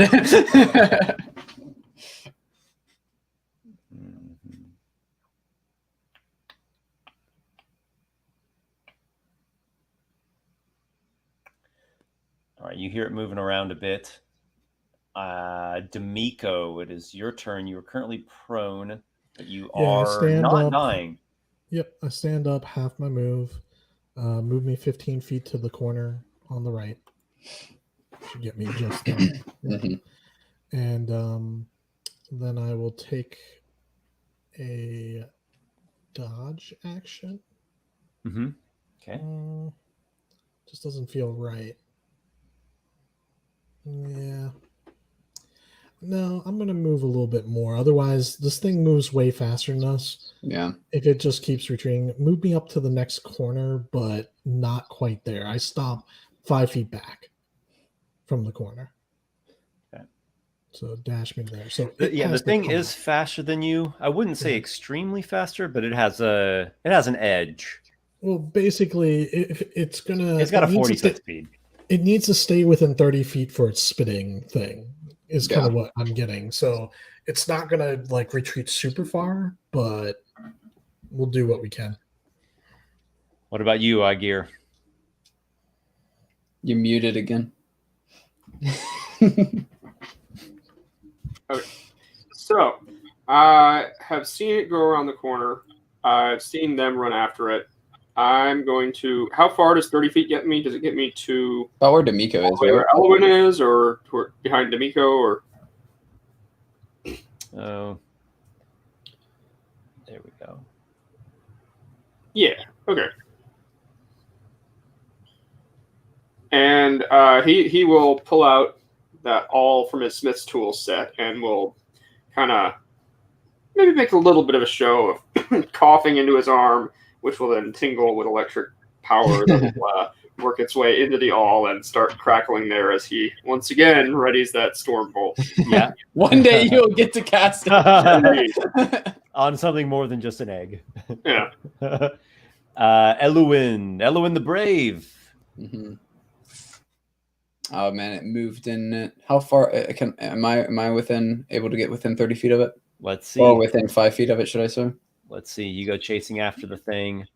Don't think I can make it there. And actually, when you are here, I'm not saying I was moving. I was just asking if I was in the range. Yeah, sorry, right. But like to be fair though, just a little thing.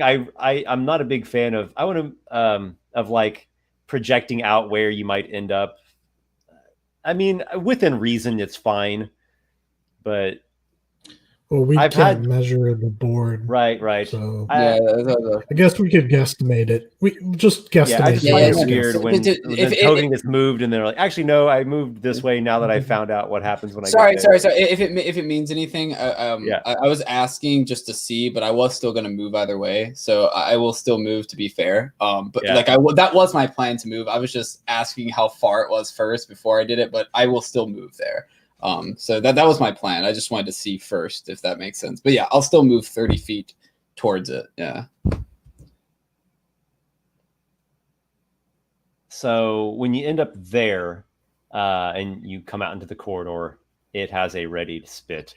Mm-hmm. This is an attack, not disadvantage. Please don't roll another natural 20. That would be quite bad, actually.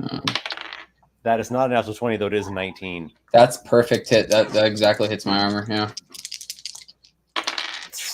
You take 4 poison damage. Ooh, I'm at 2 HP. Again. Don't forget you have that potion. I know. Yeah, I'm aware. So yeah, I'll move so if you there. keep moving forward, that gets you your full speed. Okay, yeah, I'll get there, and then so potions take an action to use, correct? Correct. Okay. Yeah. I think I'll drink down the potion. Quaff away, Yeah, so lad. 2d4 plus 2 healing. plus 4. That's what I had written down. 2d4 plus 2. Oh, it's not plus 4. It's plus 2. Oh, okay. I had. Esper did say +4 last time, but he was Yeah. incorrect. If it's the lesser healing potion, the like baseline one, it's 2d4 plus 2. Okay, It that's is. fine. It's Yeah, just that's he fine. wrote it down because that's what you said, even though Yeah. I know that. I that's what it probably was. misspoke there. That's perfectly fine. It's all good. The It's all greater healing potion's 4d4 plus 4. Correct. Yeah. good. That is almost max. That is 9. So that puts me back. Vigor Yeah. flows back into you. That puts me back to 1 less than half full health. So Vapor. All right, let's see. I think I should be able to get up within 15 feet with 30 feet, so let's do that. I would also like to mention that after I drink the potion, I do eat the bottle, as you must do after drinking a potion of healing. It's the only way for it to take effect. The bottles Yes. can't have empty So, bottles. as for the full 30 feet, getting close to it. Okay. Yeah, you're with Elluin. Yeah. And you do Now, have am a I bow. within 15 feet? Yeah. Okay. I'm casting Thunderwave. A magic. Nice. A clap of thunder squall erupts from you, and Constitution save is a 12. Let me double check. No, that just makes it. Ah. Well, thank God, because you were about to knock it even further away. Oh, I forgot about it. That's fine. I'm glad that it made it save. Otherwise, you would have made us all miss attacks this round. Vince, what is Vapor's charisma? My charisma is 16. So your save DC is 13. Oh, Yeah, so It's 8 plus your proficiency of 2 plus your charisma. oh, I thought it was So- 12 for some reason. So you do hit then. Okay. Yeah. Well, So it does knock it farther away, but it takes full damage. I guess. Yeah. So look at the positive side. Which Okay. really, that's what you want, is the enemy to fail the save, right? Yeah. So Totally. 2d8. 2d8, yeah. Of course, you just made a thunderclap that was loud enough that it's going to echo through these hallways, probably alerting everything. Do you remember that you still have that crossbow that I gave you, Vapor? Nope. Okay, so that is Got a crossbow to a sorcery battle. Here, sorcerer, take this that is crossbow. 9 points of thunder damage. That's pretty good. That's pretty good. 9 thunder. 9. Yep. There is something that you all are hearing as well, especially you two that have moved into this corridor. There is additional splashing geyser type sounds coming from this way. So we're getting close. Do we all It's- hear the 1,000-foot like echoing thunderclap? It's noise? quite loud. Yeah. Here's an out of character question. These monsters, they're blind. They operate by some sort of blind sight. Seems to be. Is it hearing All right. based? Yeah. All right. Yeah, so there could feasibly be a situation where you're outside of its blind sight and it just can't detect you, and you would have advantage. Yeah. I imagine it probably still hear you, but even if it can hear you, you still have advantage because it Of can't course, it yeah. can't see you. Yep. All right, so additional guys ring sounds, they're not in sync with the others, and they sound pretty natural. It's not a mechanical exact effect. After Vapor, we now actually are onto the monster itself. So it just got, what was the blast, the shove? Yeah, how far it goes. 10, 15? That should be a It's like second. 10 feet. 10 feet. Okay. So you actually blasted it to there. Okay. I don't think it likes this corridor because it's moving. It's repositioning. It's going.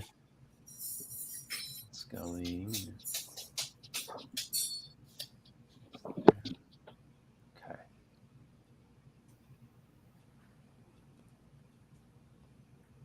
Oh wow, yeah, it's gonna dash. Well, Yeah, it dashes. You hear its feet scampering, scuttling off with some We almost had it. rapid. Oh, was that close?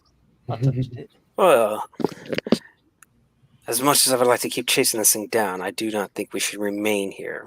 We've already, so many of us nearly been killed, and I'm smelling cradle. yeah, Elluin looks at you and says, "Yes, I think that it's getting a bit too far for us to handle. We might need to retreat and regroup and just rest a bit." It would be such a shame to go back with nothing to show for it, but perhaps Lord Spindle would give us benefit of some doubt if we brought back the remains of one of those things, so he knows what's down here. Yes, he may be able to give us some more insight onto what these things are and what is happening down here. Or Right. pick a A homunculus, whole lot of quitter talk. one with armor and weapons. Yep. I suggest we pause the campaign for here. That sounds For good. now. All And right. we'll This just is say this what is we're a- doing next time. Yeah, this is a good stopping point.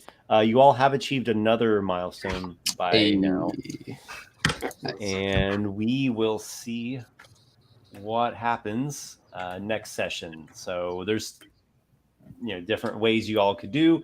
You could keep pursuing it. You could take a short rest. You could back out of the whole place. Whatever We you have think options. is going to be the best. Not much. The best I don't way. think any of us are actually injured anymore. Yeah, but we're out of healing and potions. Yeah, we're out of Oh, yeah. healing. We're out of potions. Yeah. Oh no, believe me, I understand that. Mhm. The momentum is lost. I feel Yeah. like Yeah. if we're gonna back out, then okay. Yeah. We'll figure it out next session. Yeah. Indeed. Guys, another great session. A few close calls, but fun. Yeah. Yeah. Guys, we made it past the second session. No one died. No one died in session 2. It was touch and go. Yeah, I was totally expecting Elluin when that thing bit him. Dude. Yeah, and because crit you. I was Yeah, like, that's it. Crit. Yeah, because I got the crit and then it critted me. I was like, oh no, and it put me to like 2 HP, and Yeah. I'm like, oh no. Then second wind, and then like the heal. Oh, it was good. It was fun. I didn't roll it wasn't terrible, but it wasn't Roll great. poorly. It's I one of those rolled- crits yeah. where you could have got that on one die on a normal hit. Mhm. It would have been a decent roll for a single hit. But I got a little lucky. Yeah. Sure. Excellent. Well, we will do our post-game off-screen chat. Everyone who watched, thank you very much. Thanks for following along. Looking forward to another interesting campaign here with this gang. And have a good rest of your Yeah. day or evening. Talk to you all later. We'll see you All right.